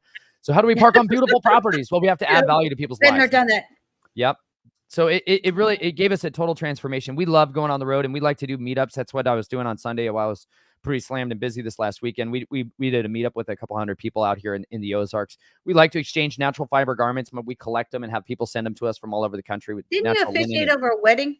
I also officiated over a wedding on Saturday and spoke at a conference on Saturday too. It was a busy day. Okay, so Nathan, if you know a website to find these properties to rent out for the night, and if you know a place to get these natural clothing, I want to know about that. The Linen Railroad. Let me tell you about it. That's like what we have. That's our YouTube channel as well. But we do a massive exchange. We have a Facebook group called Becoming a Linenite, and people do exchanges there. And we go to the Goodwill outlet stores. If you're in Florida, gosh dang it, Heather, get to the Goodwill outlet stores and the thrift stores. You are in treasure land for natural fiber garments, like nowhere else in the country. It's amazing. You will have a terrific time hunting it down. And so when we're in those treasured places where there's, like in Asheville, North Carolina, there's a wealthy people that live in the South. And so they swap out their wardrobes constantly. And we would get linen. We would get linen in huge abundance for pennies on the dollar. And we were like, we have way more than we could ever use. So we just started mailing it out as gifts to people all over the world. And it started this ideology that we're like, we want to get people to desire the natural, the ancient past. And that's where we started foraging, and that's where we started fresh milling our own grain. And we were just like, we got to start talking about this stuff. So we started the Linen Railroad and started talking about these incredible treasures that we discovered. And we just want to share them with people. And so like, we just had a meetup, and I don't know, there was probably 1,200 garments that people had brought in, and we set them up on big racks, and we were out there by a big lake. So we went snorkeling, and I filled it with all kinds of seashells and treasures like this one, and people had to go snorkeling, get in that super cold water because it's so medicinal. It cures them of all their despair and their sorrows, and it makes you joyful. It revives people's souls. And so we are always hoping to see and get to meet more people. Like, because I was there, someone handed me this. This book was left behind, I feel like, by an angel. It's called Character Sketches from the Pages of Scripture, Illustrated in the World of Nature. And it just goes through lessons from nature and all of the wonderful biblical lessons that we can learn about our creator and about each other and about being good people that are hiding in every animal, even a skunk. And it just goes into beautiful descriptions on how they teach you all kinds of stuff, like a mother bear when she's robbed of her cubs is a terrifying thing to be met by. And then it just describes grizzly bears. There's wonderful people out there who are raising up families and raising up generations outside of the ways of wickedness. And I'm so passionate to connect with them. I'm really glad to meet you as well, Heather. And I'll get you my email address so I can share some of those websites. WWOOF, WWOOF, Worldwide Organization of Organic Farms, was where we started with trading labor and skills and experiences with farms. And then, but I'll pass on some of those other stuff as we can connect a little more after the show. Nathan, where can people find you? Missouri, or at Snatched from the Flames. Snatched from the Flames at protonmail.com. They can email me there, or they can go to snatchedfromtheflames.com. And at YouTube, I am Nathan Reynolds, and TikTok is Snatched from the Flames. Rumble is Nathan Reynolds, Snatched from the Flames. I'm all over there. Stuff. Excellent. Alrighty. Thank you guys so much for being here. Appreciate y'all. Thank you. We appreciate you. Yeah, wealth of knowledge. Can't wait till next time. You're fantastic, Nathan. Likewise. Thank you. God bless. Bye Bye. Nathan Reynolds here on the Awake Nation. Fabulous. Good information. Fabulous. And Heather's getting he's living the dream. That's like, I want land, not Missouri, but Arkansas, which is the neighbor. And I want linen clothing, and I want to go camper traveling. So I told you glad that I him. met him today. We need to get you one of those Volks VW buses. That's what you need to be. And put flowers on it. Make it the Scooby Mobile. Yeah, I'll paint the Awake Nation on the side. I'll get started. There you go. Well, actually, you show can from there. come here, Heather, because Susie has RV hookups. Okay, yeah, you'll be on my You know, list. you when I do my book tour. you do that, and you put the Wake Nation on the side of it, and we'll actually pay for the truck. Oh, Wait, wow, pick yeah. me up and we'll go Okay. on tour together. Yes. Yes, we will. All right, we got Tim Sanders coming up in just a moment. The next hour of the Awake Nation is brought to you by the LifeWave X39 patch. We all hope to age gracefully so we can enjoy our later years full of energy, vitality, and good health. But so often, with age, our bodies start to show signs that things just aren't as they used to be. Our energy, skin, healing and recovery time, sleep, it all just seems to go downhill. Unless you're using LifeWave.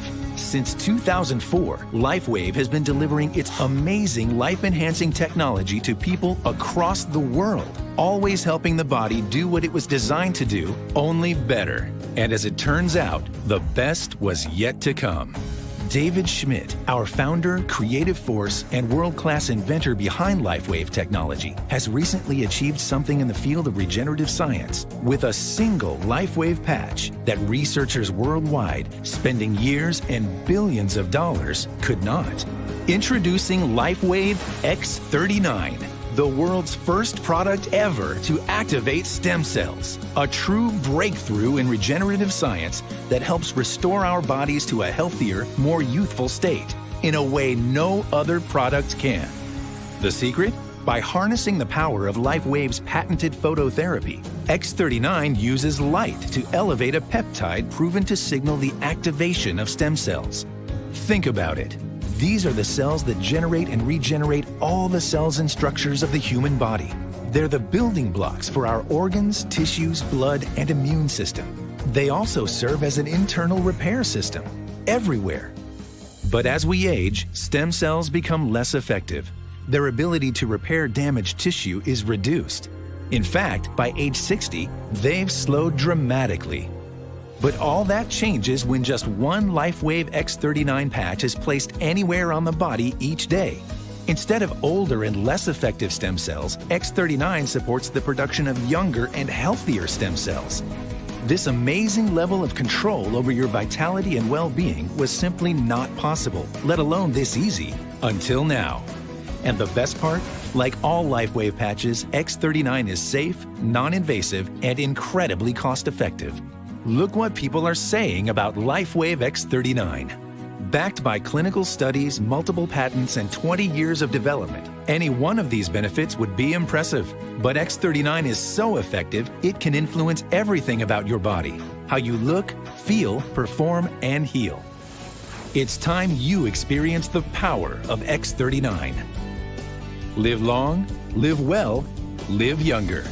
Experience the power of LifeWave today.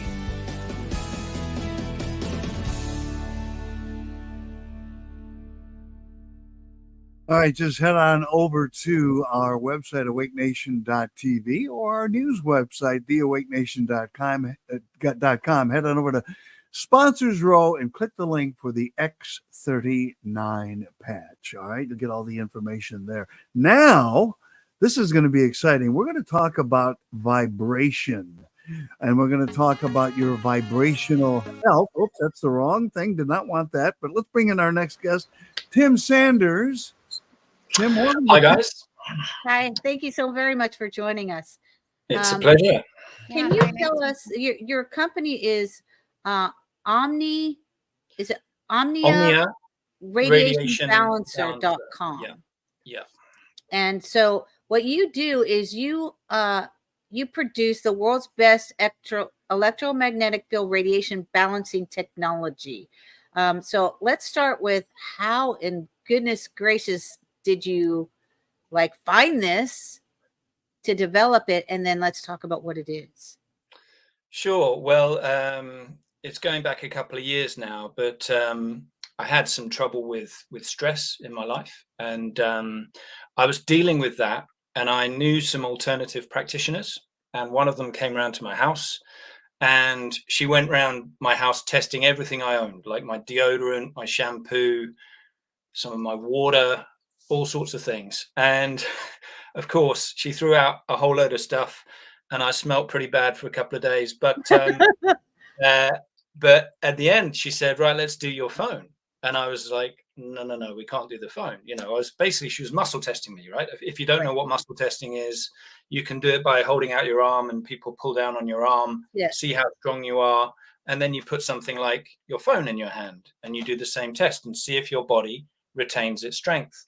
And if you go weak, then it means your body doesn't like it. It's a yes or no response, basically. And I was getting a no off all my deodorants and toothpaste and things like that. And then she took the phone out and said, well, you know, my body went completely weak. And I thought, well, hold on, is that just me? And she went, no, everyone I test goes weak. And then, so from that moment onwards, I knew that this was a thing, that this was an issue, because I trusted muscle testing. I've since done lots of other tests on the body to show that there's an adverse effect. But then fast forward from there about 2 years, and I was at this festival in South Africa, of all places, run by Michael Tellinger, who you may or may not know. He runs One Small Town. And I was there and I was attending a talk by a guy called Ilya Lakisevich. And he basically said during his talk, which was about free energy, which we can come on to a bit later on if that interests you. Halfway through his talk, he said, I've also got the solution to all the radiation problems in the world. And I was like, okay, well, that's quite a big claim. So I spoke to him afterwards. I said, look, you know, I know this is a problem. What have you got? And he showed me these stickers. And I just went, well, how's that going to work? You know, is this sort of like, you know, snake oil magic? What's the story? And that took me on a journey to understand what energy truly is, what radiation truly is. It took me on a journey to understand what atoms are, how they vibrate, what healthy bodies are in terms of healthy atoms, and so on. So I took his solution back home. I was in South Africa, went back to London, and I tried to find all these ways to test the product. And I turned it into my own product, which looks a bit like this. You put this sticker with an energy imprint on your phone. And then I tested it on the blood. I tested it on the heart. We did the kinesiology with a few professional applied kinesiologists. And we test water as well. And we've done other tests on bioresonance and biogeometry and all sorts of other things. So once I sort of triangulated the results and I knew that there was something here, that this was actually, you know, benefiting a lot of people and myself, that's when I launched the company, and been going for about 3 years. And how is it? It's going well? It's going pretty well, but I'll tell you what, most people are fast asleep, and that's why I'm on this program. Yeah. So, okay. So have you heard of Sabrina Wallace? Waking people up. Have you heard of a woman named Sabrina Wallace?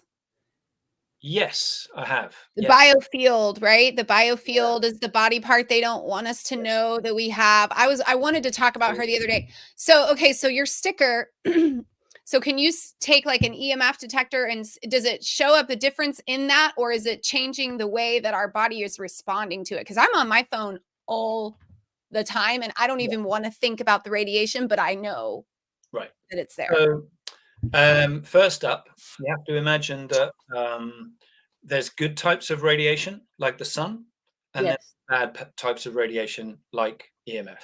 Okay, and what our physics books try and tell us is that radiation is only ionizing or non-ionizing, but that's not the full story.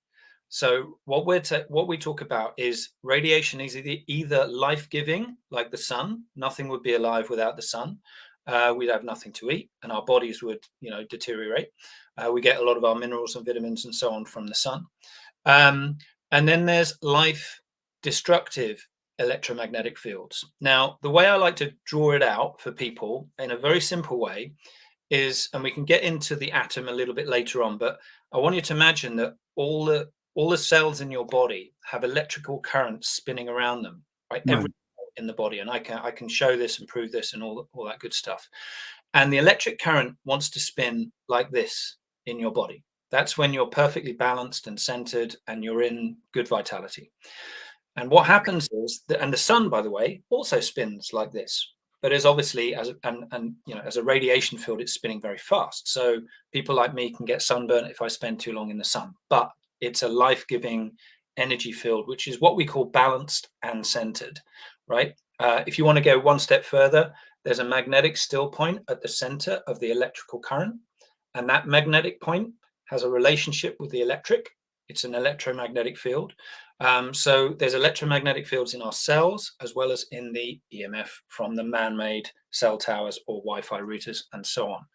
And what happens is your body wants to spin like this, but it's also listening to everything energetically that you're exposed to, whether it's the sun, whether it's good music, the hairs on your arms might stand up, having a hug, walking barefoot in the park or on the sand. It's called grounding. That good energy into your body, right? Because the energy in the sand is also spinning like this. So your body goes, I like that. So that's what we call resonance. Is that clockwise, out of curiosity? Actually, it's probably anti-clockwise. Is it? Okay. But again, the concept of anti-clockwise and clockwise is all a bit kind of like, well, the human being wants to label it as something, but ultimately clockwise and anti-clockwise depends on which way you look at it, right? Exactly. If I'm this side of it, it's going anti-clockwise. If I'm the other side of it, it's going the opposite. So it's just what we say is it's spinning. It's just spinning, but it's spinning in a balanced and centered way. Like the magnetic point's here and the electric current is spinning around it in balance. Now along comes the EMF and it's vibrating like this. So what happens is the magnetic still point inside the energy in your cells starts to pick it up and it resonates in sympathy with the electromagnetic field that's going like this. So what our technology does is it meets the EMF field and makes it go like this. And then your body goes, I like that new field. And like I said, we test on the heart, on blood, on body strength, and on water structure. The water molecule is quite easy to show that the water molecule gets destroyed when you just basically you get a glass, fill it up with water, put a phone on the top, irradiate the water for 7-10 minutes, whatever. That water is also conscious. It's listening to the vibration of the 5G or any G, doesn't matter, 2G, 3G, 4G, whatever. But basically, we've done it with a 5G field to prove that our technology does a good thing, or has benefits. And basically, then you freeze the water, send it off to Dr. Emoto's lab, and it comes back completely destroyed. And then you do the same test with the phone with our sticker on, put it over the water, and it comes back with nice crystals forming, hexagonal structure of water, which shows that the vibration of the phone is picked up by the water, and the water goes, I like that new vibration. And that's what we show in our water structure tests. So because the body is 70% water, then that test is relevant to our bodies and it's good news for us. It shows that the new vibration is one that is concordant with the body. It's in harmony, in resonance with the body's energy field. But to come back to that point that you asked as well, the other question that you asked, can we get a meter and put it next to the phone and show that it's dropped right down? No, because we're not a blocker, we're a harmonizer. So you have to imagine that electromagnetic fields that are made by man are like an orchestra, but you can't hear them, right? You can't hear the EMF, you can't see it, you can't feel, well, a lot of people can't feel it, and you certainly can't smell it. So it's kind of invisible, right? And you have to imagine that it's like an orchestra, but if you could hear it, you'd be holding your ears because it's making such a bad sound. It's like I said, it's an agitated, unsettled energy field. And if you could hear it, you'd be like, oh, that's a horrible sound. It's like cymatics, right? Where you take the different frequencies affect the sacred geometry that shows up. So you're making it to where we can resonate with it, is what you're saying. Absolutely. We're turning it into a field that energetically the body is in sympathetic resonance with. We're basically saying we're turning a distorted field into a field that is effectively what we call balanced and centeredness. And what that means for us is that we move the magnetic point to the center of the field, right? Because in an EMF field, it's jiggering around all over the place, right? It's never settling in that direct center. Now, if you want to go one step further than that, one of the reasons, not the pure reason, but one of the reasons why it jigs around and never settles in the middle is because of the consciousness of the field. So as conscious beings, we're always in direct dialogue with ourselves, thinking thoughts of either love or fear.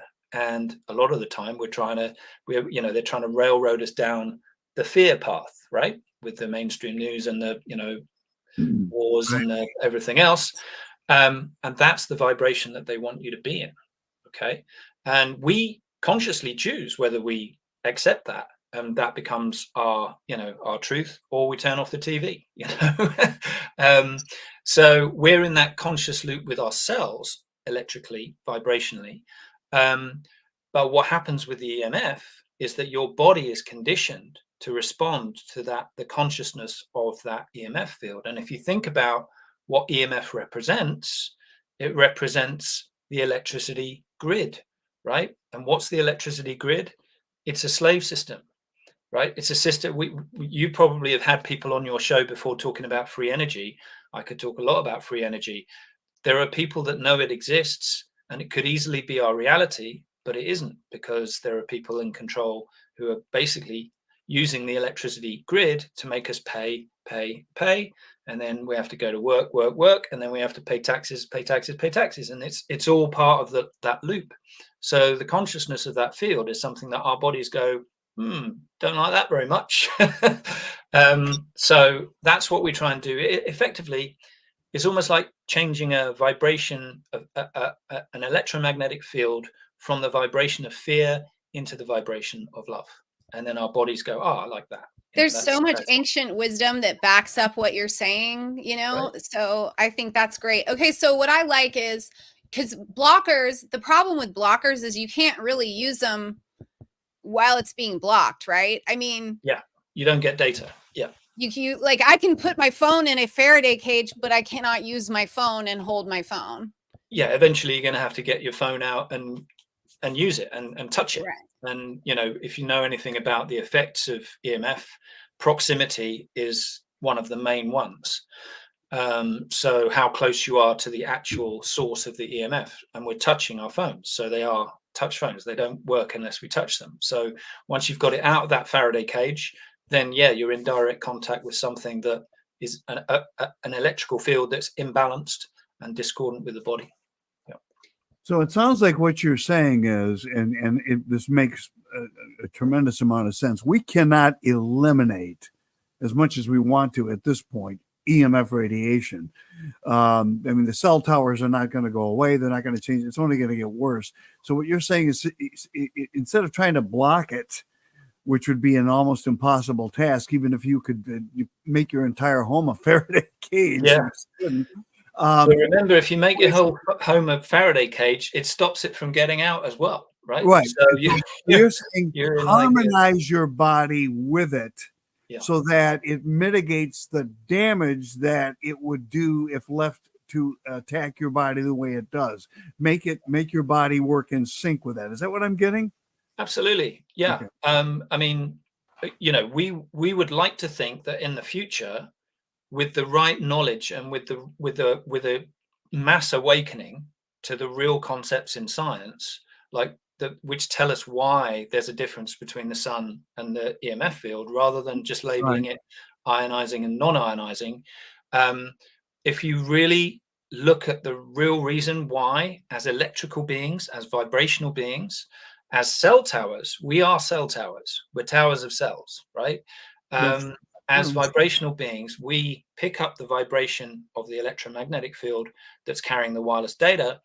If we make a jump into understanding why that's a problem for us as vibrational beings, we will then go and correct the source, right?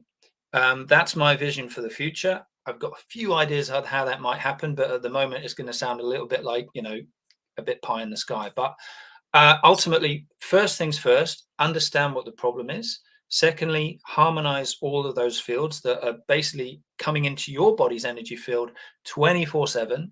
So harmonize them. You can do other things like wear EMF reflective clothing, for example. I've got blue light reflective glasses as well, which I'm not wearing right now because otherwise I'd look a bit, shady. But yeah, it's yeah, I just want to I don't want to hide my eyes. That's all. But you know what I mean? It's like, try not to say that we're under attack, but ultimately there's all these energy fields around. Yeah, I think our biofield has been hacked by technology sorcerers, but it's like, so like Tesla, free energy, these towers and all this, that still would have permeated our body. So we've got to and then all these ancient myths of Atlantis and there was free energy and everyone, no matter what, it seems like the only option is to resonate. Good day and welcome to the Awake Nation guest interview. I didn't touch anything. I did. Okay, I was gonna say I didn't do it. That was me. I didn't. It was me. It was the ghost in the machine, you guys. Well, I'm going to use that little cue to also ask you if your interest was actually propelled because of the fact that you're a musician who dealt in frequency, a singer-songwriter. Yeah, I mean, I think that helps because I'm quite a sensitive kind of person. That's one of the reasons why I had a bit of stress in my life, and I had to go through that and understand, what it meant to me, and understand what was then good for me and bad for me, and basically change my path a little bit. And I think that kind of curiosity, musical curiosity, if you write songs, you're always looking for kind of sequences, you're looking for patterns, you're looking, you're basically using your intuition, and you're effectively channeling something from somewhere. The way I write songs is that I just allow them to come to me. And I guess you could say that those sort of skills or that kind of mindset drew me to this scientist. And then I've never been into science, by the way. Like I didn't do it at school or anything. I did it up to the age of about 16, but then I was like, no interest anymore than that. But then when I saw his lecture and he started talking about, well, this is what energy really is. Energy is effectively the universe at rest, waiting to be stimulated as rings of light that basically manifest as matter or an outcome, right? And that sounded really odd, but I'll give you an example of that. Let's say you're at the bottom of a set of stairs, right? And you want to go to the top of the stairs. That possibility exists in the field, in the collective field, in the hologram, let's say. So in order to activate it, you have to use your will, your desire to go up the stairs, right? And it's as simple as that. You can apply that to your healing journey. You can apply that to anything that you want to manifest. If your desires and your will is behind it, then it really accelerates it and it amplifies it, and it gives you a greater chance of success. So something just resonated with me when I was at that talk, and my musical background probably helped. But yeah, I think in terms of understanding his physics, a musical background doesn't do any harm, because it is all about vibration. It is all about how everything is in balance, how everything fits together, how everything is in a scale, right? So what we talk about a lot at Omnia is the importance of the torus field. And we'll show you, I'll show you in a second, actually. Let me just, while I'm talking, let me show you something. Hopefully you can see what those are, right? Right. Red blood cells. Probably making you hungry. Those are donuts. I thought they were erythrocytes. My science brain. Sorry. Well, they're donuts. I was just kidding. They're not actually donuts. They look like donuts. They do look like donuts, and some people get hungry when I show them this picture. But basically, these are blood cells. Okay, I was. Oh, you were right. You were right. I'm laughing at Heather, thinking she was thinking of food. She's right. Yeah, she is right, and that's a picture taken from inside the body, right? And when you take blood outside the body, obviously it changes slightly, it oxidizes and so on. But you can see that those are torus fields of light or electric current. And this is what I'm talking about here, is that we have an electrical field in the body, because the micro and the macro is a torus field. You know, you've probably heard from the HeartMath Institute that we have a toroidal field of energy around our bodies. They've measured that. It goes to 3 feet, it goes to 10 or 12 feet, right? So the micro, the cell, goes outside the body and then even to whole planets. And I don't know if you want to hear the theory behind the cell, because it's actually quite interesting. The atom and cell, the new model that is represented by the scientists that invented my product. But I'll tell you, is because it's really interesting. You know, I mentioned that there's that magnetic point at the center of the spinning electrical field. So imagine inside here, there's a black hole, right? Inside every torus field. Yes. In the middle of that black hole is a still magnetic point. And the electric current, just like we've seen in those blood cells, spins around it. So there's always that relationship between the electric and the magnetic. You can't get away from it. That is life. That is the core of every atom. But what happens is that the light ring borrows energy from the still 0 point at the center of every atom. It borrows the energy to spin itself into a cell, right? Which is what you can see here. So it borrows that energy from the 0 point to spin itself. But then, and bear in mind, this is a picture. So all of these cells look like they're still, but they're not. They're moving. They're all spinning. They're all vibrating. And this is how they vibrate. They compress themselves into matter and they'll spin clockwise, anti-clockwise, doesn't matter. They're just spinning, spin into a cell, and then they discharge into the ether. So there's an alternation between two sequences, compression into matter, into an atom. And it's the same in this glass. It's the same for the water in this glass. Every atom is behaving the same, compressing into matter and then discharging into the ether and flicking on and off in rapid succession. And the alternation between those two sequences, compression and expansion, is frequency. That's what frequency is, because frequency is just a number, right? When we talk about these frequencies, those frequencies, it's a number, but it's a number that's measuring a phenomenon. And that's the phenomenon that it's measuring. It's measuring the alternation between compression and expansion in the electromagnetic field. So that's the new science that we represent, and we've done a few videos on what the true concept of the atom is. And honestly, I thought everyone would be like, wow, hallelujah, we finally found out the truth, all this sort of stuff, cartwheels down the street. But it's been a real slow burn trying to get this information across. I wouldn't say there's a resistance, but it's that, you know, there's always, like, when you come forward with new information, yes, there's always that trust issue, right? It's always like, well, hold on, I don't want to be fooled here, which is completely normal. And I get it. But like I said, when we show, I mean, I'll give you another example. Here's a picture here, right? And explain what's happening here, because this also explains how electric current is a torus field of light, right? Because basically what you've got here is a glass tube. You've got a cathode on one side, got an anode on the other side. So basically what's happening is electric current is being passed down the glass tube, and the lights are turned out so that you can see what electric current looks like, because it's captured in the tube. It can't go anywhere. And the lights are out. And that's what electric current looks like. It looks like torus fields of light.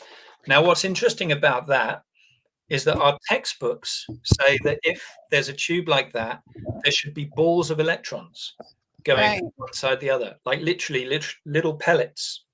But that's not what we see. We see literally the magnetic point in the middle, and you see the torus fields literally being passed down the tube.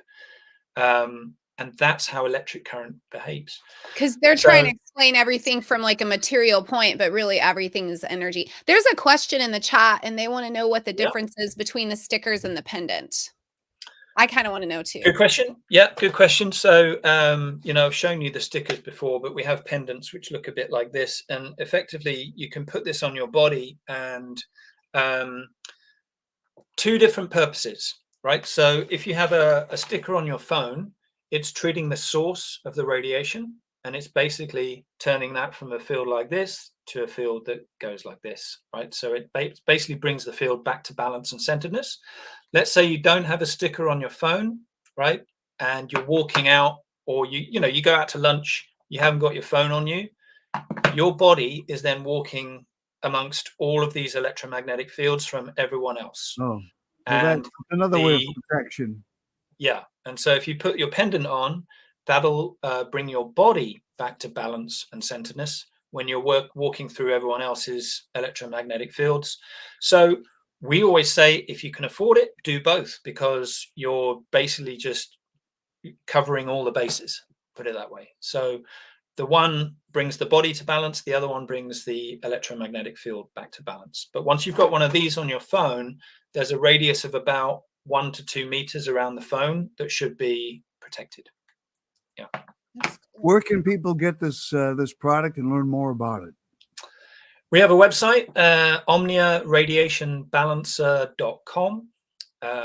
So head to there, and we're on TikTok. Tend to be on TikTok and Instagram as Omnia Balance, just because Omnia Radiation Balancer is a bit of a mouthful. So yeah, it's just a bit too long. So so look for us there.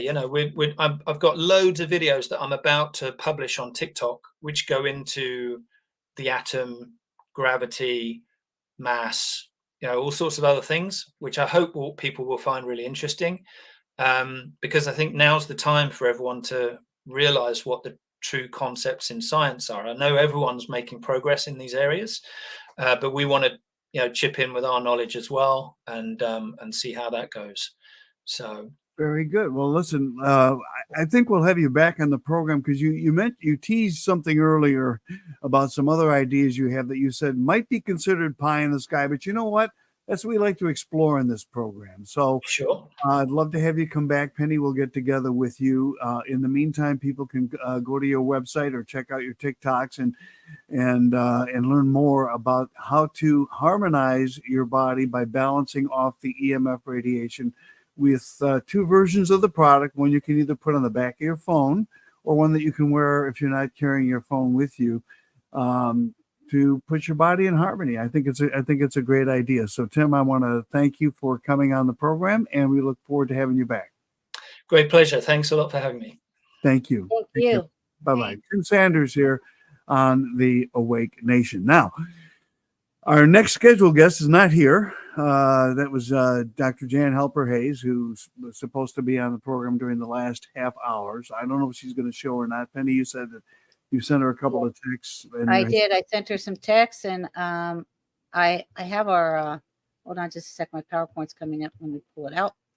I haven't heard back from her yet. So maybe she's having problems signing in. I also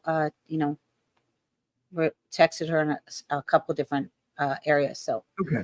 Well, what we'll do is we'll keep the half hour open in case she does show up. If not, we will attempt to reach out to reschedule her. Not a problem there. In the meantime, why don't we get back to some news coverage, things that we didn't get to during the first half hour of the broadcast. Now, I have some weird things also. This was an article. So I'll read a little bit of the article. It's called "The End of Netanyahu." He sold Israelis a story about their safety. So this is just a small excerpt. It turned out not to be true by Yair Rosenberg. And if you want to bring up, Heather, you want to bring up not necessarily your PowerPoint, but maybe just to look at off screen, your PDF. I'm on slide 59.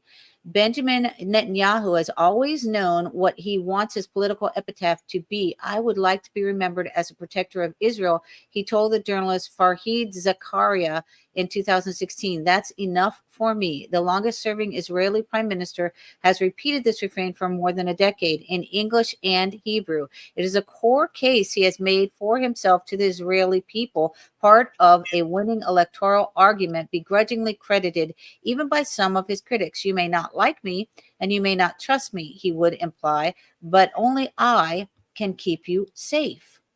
The ability to spot danger in advance and prepare for it is the test of a body's functioning, Netanyahu once said on an Israeli talk show. The Jewish nation has never excelled at foreseeing danger. We were surprised again and again. The last time was the most awful one. That won't happen under my leadership.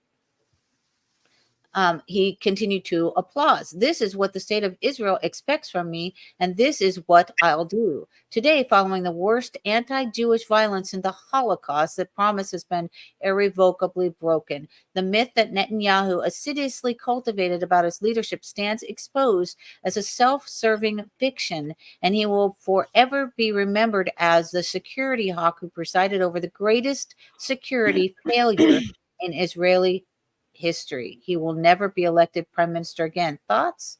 I think that he was going to be pretty much run out of town on a rail until this war.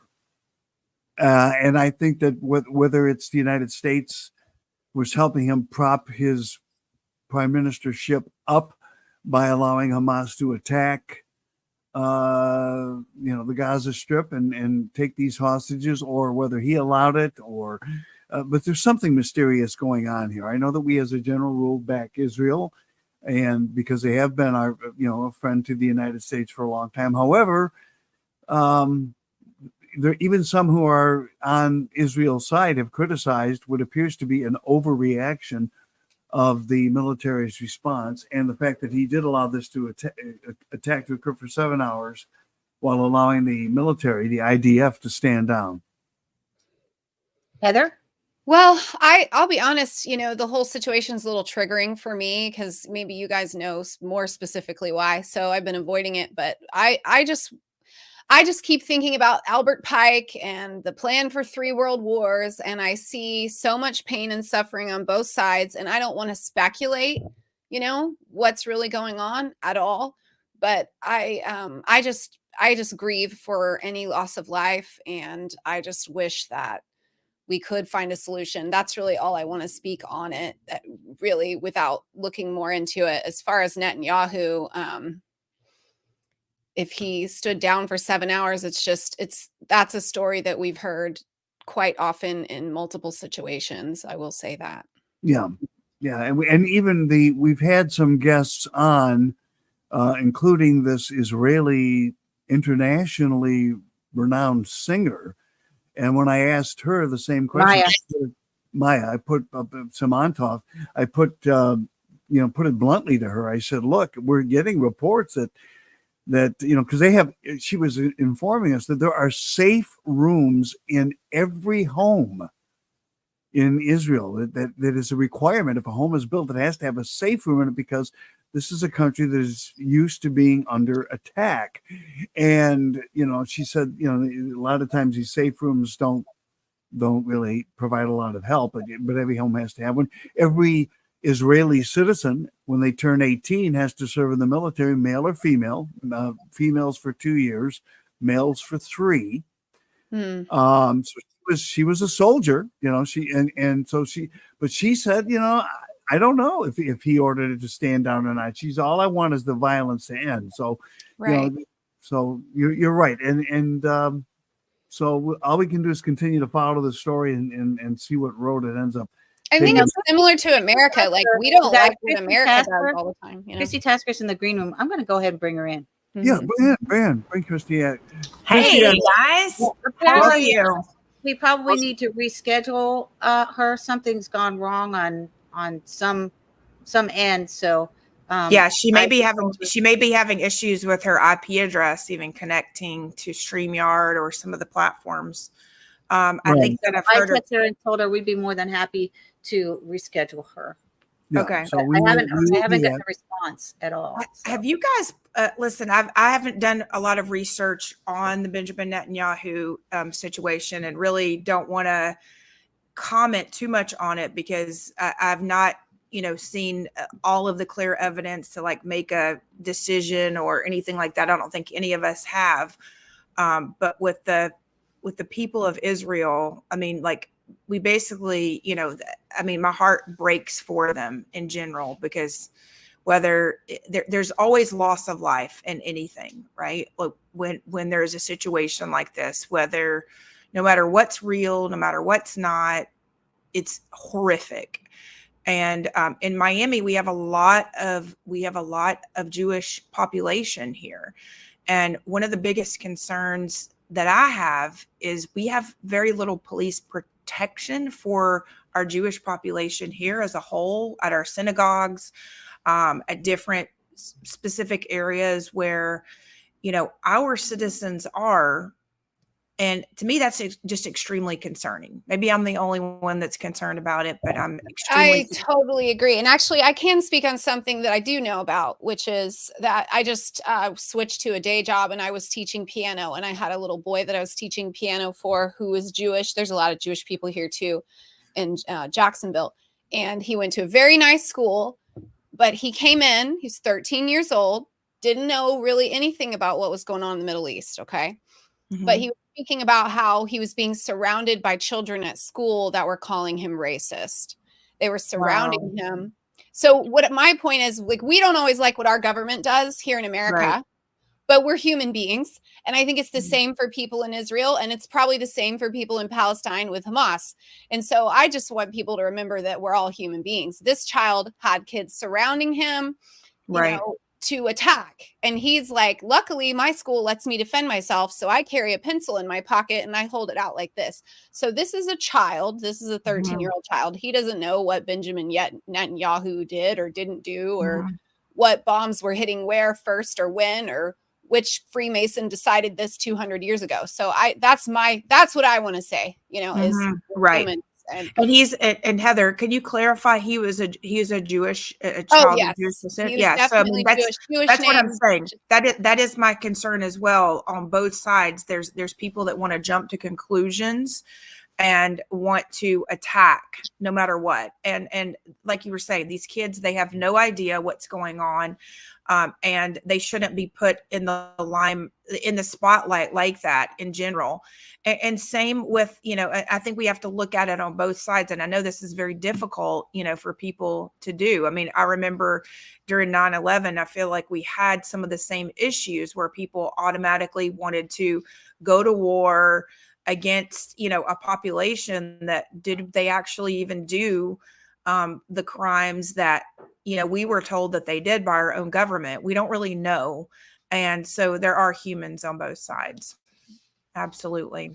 And it's hard. It's absolutely heartbreaking. So those are the stories that it breaks my heart to hear, that we have a population of people that are even willing to point fingers, at a Jewish population or at each other, just period, based on religion or what's happening internationally that none of us may really know the truth about. Yeah, it's just like Christians in the Crusades did a lot of horrible things, but that doesn't mean all Christians do horrible things. So it's the same for all the other religions. Well, I was really surprised.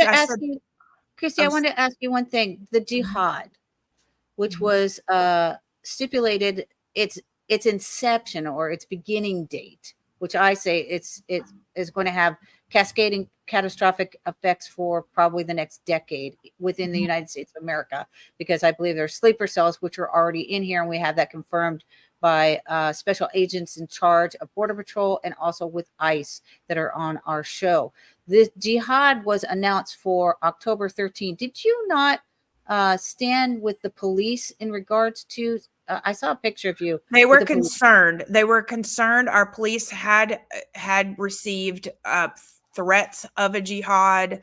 There was an act here. There were protests, like Hamas protest in front of the Israeli embassy here in Miami. That's frightening. So I had offered to basically go to both sides to peacekeep, and the officers recommended that I not. They said that in the past that's actually caused more harm than good. So I did not do that. I actually was in other meetings at the same time. So, God plans everything how he wants it to happen. But I did offer to do that because, I do have the ability to speak to both sides and try to get people to reason and come to terms and find an actual solution without government interference at all. or police interference or anything, just on their own. But evidently they knew much more than I knew, which I trust them. I don't, I don't disregard what they're saying to put their own lives in danger, or, because they're already short staffed as a whole. I definitely did not get in their way. And I promised them that I would not, because, they said that in the past, it's not worked out to benefit anybody. And it's actually caused them a lot more harm. So there wasn't really a lot that went on here. There was the Reawaken tour that was very much in support of Israel as a whole. So that was at Trump Doral. A lot of people, attendance was down because that was October the 13th and the 14th. So a lot of people thought there might be attack on Trump Doral because Trump has been in support of Israel before. And I said earlier that we know from our Republican Party of Florida chairperson that was at an event last night that Trump and DeSantis evidently both sent this gentleman over to help Benjamin Netanyahu win the election. So I found that to be very odd, to be truthful, that our government would be sending anybody over to help anybody in an election. I don't know how people feel about that. Okay, so I'm not saying it's right or wrong. I don't know what the situation was. I don't know what the request was. The other thing that I can tell you is we've had the same investigators from Israel that investigated the Surfside building. I found that to be extremely odd because the Surfside building was investigated by the same investigation crew from Israel that investigated 9/11. Okay, and a lot of almost 4,000 architects, engineers that have actual licenses, along with firefighters, pilots, and everything, do not agree that 9/11 happened based on the way that we were told that it happened. Why did our government only spend $2 million to investigate all of 9/11? Why wouldn't they do another investigation? Why did they do away with the parts so quickly? Why were passports found on tops of rubble when we were told that documents inside of buildings had disintegrated? Yes. Yeah, and they knew all the names within like a few hours. Right, Of all exactly. the hijackers. Why was George Bush's and the Bush family in charge of security for 9/11? Why were they told to stand down? Why was the regular security crew told to stand down from Thursday evening before 9/11? So that would have been what, 4 days before? Why were they told to stand down? I mean, those are questions that we should all Why be was the asking. Saudi family allowed to leave and all the other planes Yeah. were grounded? Speaking of Saudi, why do our local government officials here, Daniela Cava-Levine, along with Alex Diaz de la Portilla, went to Qatar?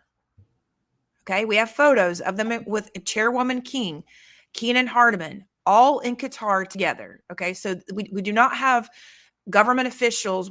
And Alex Diaz de la Portilla was the state committee man for Miami-Dade County. Daniela Cava-Levine, and he's a Republican supposedly, which I question that because his values are not conservative at all. And then we have Daniela Cava-Levine, or Levine Cava, who went on that same trip because of her campaign manager who runs all the Democrats. I have been told that Alex Diaz de la Portilla is actually the consultant for Christian Olvert, who is the campaign manager for all of the Democrats. They all flew to Qatar together. We have images. Those are things that we know.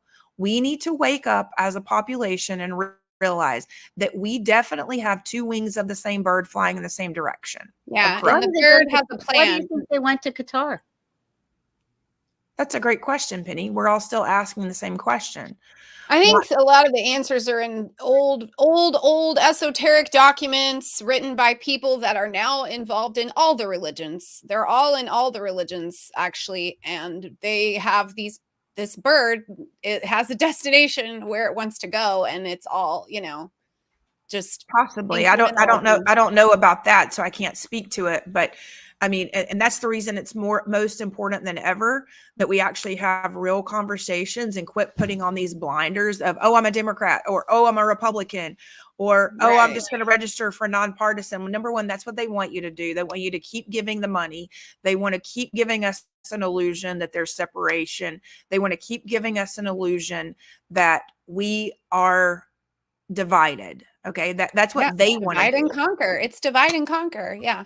It is absolutely divide and conquer. So the one thing that I'll say to our audience is, try to make an effort to listen to both sides of the story, because somewhere in the middle is the truth. That's what I say. Yeah. There's two sides, sometimes three sides Right. to every And that story. is what we're saying on this broadcast. We're not taking Hamas's side, obviously. They are a terrorist organization. And we're not saying that the Jewish leadership has necessarily done anything wrong, but we're questioning what happened. Yeah. We don't have. We should question all government officials. So the moment you can't question something, that's the moment we're in a lot of trouble. And the moment to me, I have a problem with everyone that I just don't like the killing people.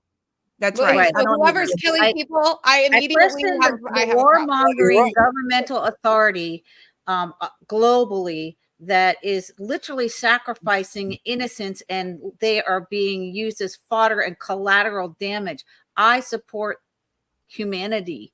Yeah. Not governmental entities who are bent on war and destruction. And let's not forget, governments, they kill more people than people kill people. So yes, that's right. Because if you think about it, the government could come out and do a unity pledge together. I mean, they don't do this. Okay. So just think about it. I mean, as politicians, what would be the number one way to get people to unify really quickly is for them to unify, right? For them to actually come out and say, listen, we're going to try to work together. I mean, we got to think about, we had the psyops of that happening. And the truth of it, we thought it was a psyops with Bush, Clinton, Gore, and Obama, when the reality is those are the people who were controlling each other at the same time. So that's also something to look out for. Well, I'm ready for you to get elected because you're going to work with the different people. So, that's what we need, more people that are, see human beings, talk to human beings, work things out with other human beings instead of all these little chess games, Yeah, because there's a lot of chess games that go on. I mean, they're withhold services, Heather, basic services. So if they don't like their opponent, or if somebody helped an opponent win a race, then, if the other person wins a race, they want to try to withhold services either at their residence, at their business. They want to have a business shut down. And it's like, this has got to stop as a whole, because otherwise it's just disenfranchising everybody.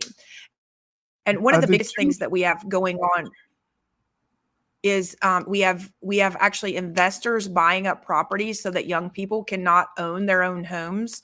And the young people don't even realize they're complete buildings that the counties and the cities have both invested in it and paid for in the name of affordable housing that really investors own. And so they will not be able to own nothing and be happy. This is not a joke. I get calls twice a week to buy my house, and they always have a foreign accent every time. And every time it's all investors. Pay cash now. We'll pay you cash now. And I'm like, what kind of family is going to buy this house from you? And what they're going to do is they're going to tear down your house, and they're going to build a larger house that, because they're trying to change the neighborhood, make everything, but unfortunately, those who could afford to buy your house cannot afford to buy these bigger houses. They're hoping, so they're out of your neighborhood. They're trying to eliminate certain people from your neighborhood. Yeah. Oh, yeah. And I took pictures of real estate before I got this stuff. And you can see the new developments have a bunch of mansions. It's all HOA, lots of fees. Your garbage can has to come in at 8:01 or you get ticketed. But then there's the little 15-minute city at the front where all the poor people get crammed in. So you can still live in there and pay the HOA fees. But if you're poor, and there's no in between. It's like mansion, tiny apartment. Yeah, they're really trying to disenfranchise the poor as a whole. I mean, from stealing their children to, food stamps, we're going to determine when you eat. We literally have politicians here that on food drives, they even have the audacity to put their own photo on it, like as if they're giving the people the food. I mean, it's actually disgusting. It only happens in third world countries. It's gross. No politician should ever be putting their face on a food drive. I'm sorry. I think that's an absolute disgrace for you to even want, as a politician, for you to even want the public to think that you're the one giving them the food. That's right. Yeah. I think, and when I say things like this, that we need to create legislation to stop it, you know what? Those are the first people that are like, oh no, but everybody does it. No, everybody should not be able to do it. That's wrong. And they mislead the public in a ton of ways in terms of affordable housing, making them think that they're going to be first in on the affordable housing when the actuality is they're actually trying to divide them, move them away from their neighborhood. And it's an entire lottery process. They don't want to go in and clean up the neighborhoods because they want the neighborhoods to look bad, because they want them to look cheap. And not only that, but they want to basically have the public, the regular, people, maybe the people that aren't so poor, into going, yeah, we need change in that neighborhood because it's not clean. Of course, people want change. They want neighborhoods to be cleaned up. They don't want trash everywhere, gutters stopped up. I mean, our politicians here should be absolute ashamed of themselves. I mean, because it is absolutely gross. They will go stick a yard sign for a campaign in the middle of trash. I mean, you can't even make this up. About the gutters in Miami and how they were letting it like flood on purpose and stuff. Yes. Well, back in the 1990s here, we actually had Thomas de Regalado, who there's a photo of when he incited climate change. And behind him, it's like they didn't think out the photo scene, right? They had stuffed, you could tell where they had stuffed the gutter full.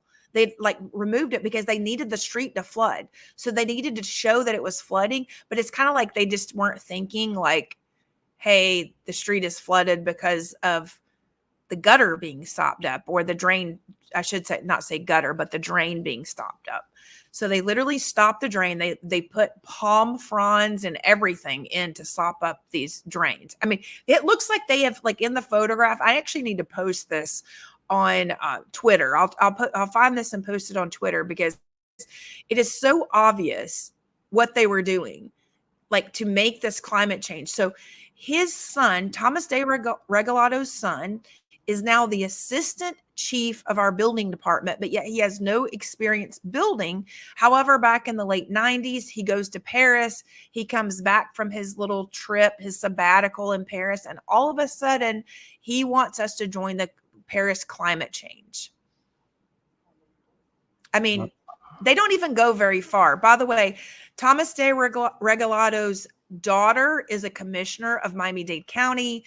His son is the one who works at the building department. I mean, these grifters, these government grifters, they just keep going on and on and on. By the way, Gigi, these are my government grifter earrings. Oh, those are nice. Yeah, so they're double G's for government grifters, and so we're melting away the government. I have your B on my lapel. Good, yay! The B for me is not be all you can be, but be the change. Be the change. That's right. Yeah, we do have to be the change, Penny, and we have to instead of Obama incited saying he was going to be the change, but the truth is we have to be the change, not him. Well, no, what he actually meant was that was all we were going to be left in our pockets with was change. Yes. Yeah. And that's exactly what he was warning us. Yeah. Unfortunately, we are out of time. But, Christi, I'm glad you came back because it gave you another opportunity to tell us more. Please, Christi, the number 4 Miami.com. We got 2 weeks left. We're going to have her on several times before the final election day because I want to put her over the finish line. You're going to win. We're going to celebrate. You're going to be great for Miami. Christi, the number 4 Miami.com. Go there, vote on that day, contribute. And David, I'm about to go live on a town hall on my YouTube channel, the Christi 4 Miami Town Hall. So if the audience wants to join me there, I'm actually going to sign off right now and go directly there. That starts in 2 minutes. All right. Sounds great. We'll talk to you real soon. Bye, everybody. Thank you so much for coming back. Appreciate it. Christi Tasker here on the Awake Nation. She's fantastic. And please, Christi, the number 4 Miami.com. No Jan Halper-Hayes today. We'll see if we can get a hold of her and reschedule as time allows. Real quickly, A Las Vegas woman faces charges of grand larceny and burglary after police say she left her sugar daddy at a concert, broke into his hotel room, and stole more than $50,000 from him. She was eventually caught and arrested. Here's the story. A man in his 50s told police he was the victim of a crime. He said he met a woman in her 20s, identified as Haley McNally, on a dating website called Seeking Arrangement. 5 weeks prior, in conversations on the site, the man referred to himself as a sugar daddy and arranged for McNally to spend the weekend with him in Vegas. He promised to pay her $2,500 for the weekend. He claimed that sex was discussed but never happened. The two met at Caesar's Palace on Friday, October 13th. Turned out not to be a lucky day for him. Nope. But the victim gave McNally the money. The two went to the pool and dinner where he became intoxicated. She helped him to bed, left for the night, returned the next morning. The man gave McNally $400 for gambling, which she used to win $3,100. McNally asked if she could put her purse inside his safe in his hotel room. He gave McNally the code to the safe. Oh, Lord. He stored the purse there with the personal Honey belongings, including $50,000 in cash and $7,000 worth of casino chips. Oh, my. The night of October the 14th, McNally, the man, and his friends went to the U2 concert at the Sphere. While at the concert, McNally said she had to go use the restroom. When she didn't return, he texted her to ask if she was okay. She did not respond. The man called Caesar's Palace security to request that his hotel room be put on lockdown. When he returned to his room and opened the safe, it was empty. And so were his bowels, I bet. I bet. Honey potted again. Oh, my God. Well, anyway, apparently when stuff happens in Vegas, it doesn't stay in Vegas, does it? That's going to do it for this edition of the Awake Nation. We will be back later today, Penny and I, on our YouTube channel with the Awake Nation News. Hope you'll be able to stick with us for that. In the meantime, we're out of time, so we're out of here. Heather will say peace out. Or Heather out. Heather out, peace out. I don't know. All right. Zublick out and Shepard out. There you go. Goodbye for today from the Awake Nation with co-hosts David Zublick and Penny L.A. Shepard. You can catch us live on Rumble, X, and at awakenation.tv. Monday through Friday, 8 a.m. to 11 a.m. Central, 9 a.m. to 12 noon Eastern. Join us for the Awake Nation News for a quick shot of espresso for 30 minutes of breaking news, 8 a.m. to 8:30 a.m. Central, 9 a.m. to 9:30 a.m. Eastern.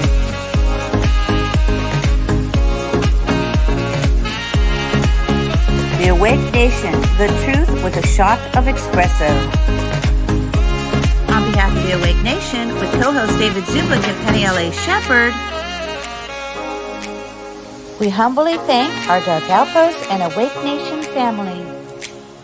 We thank you for watching the Awake Nation and ask you to join us each and every weekday, Monday through Friday.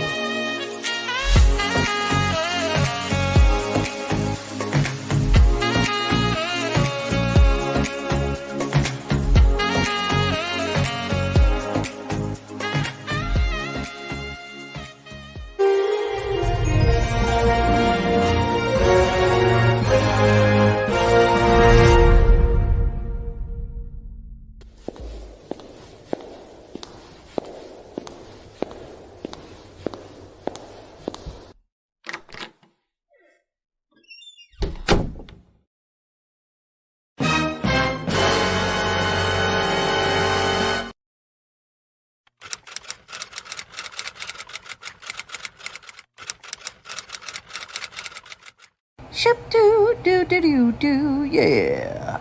Ship doo doo doo doo doo doo doo. Ship doo doo doo doo, yeah.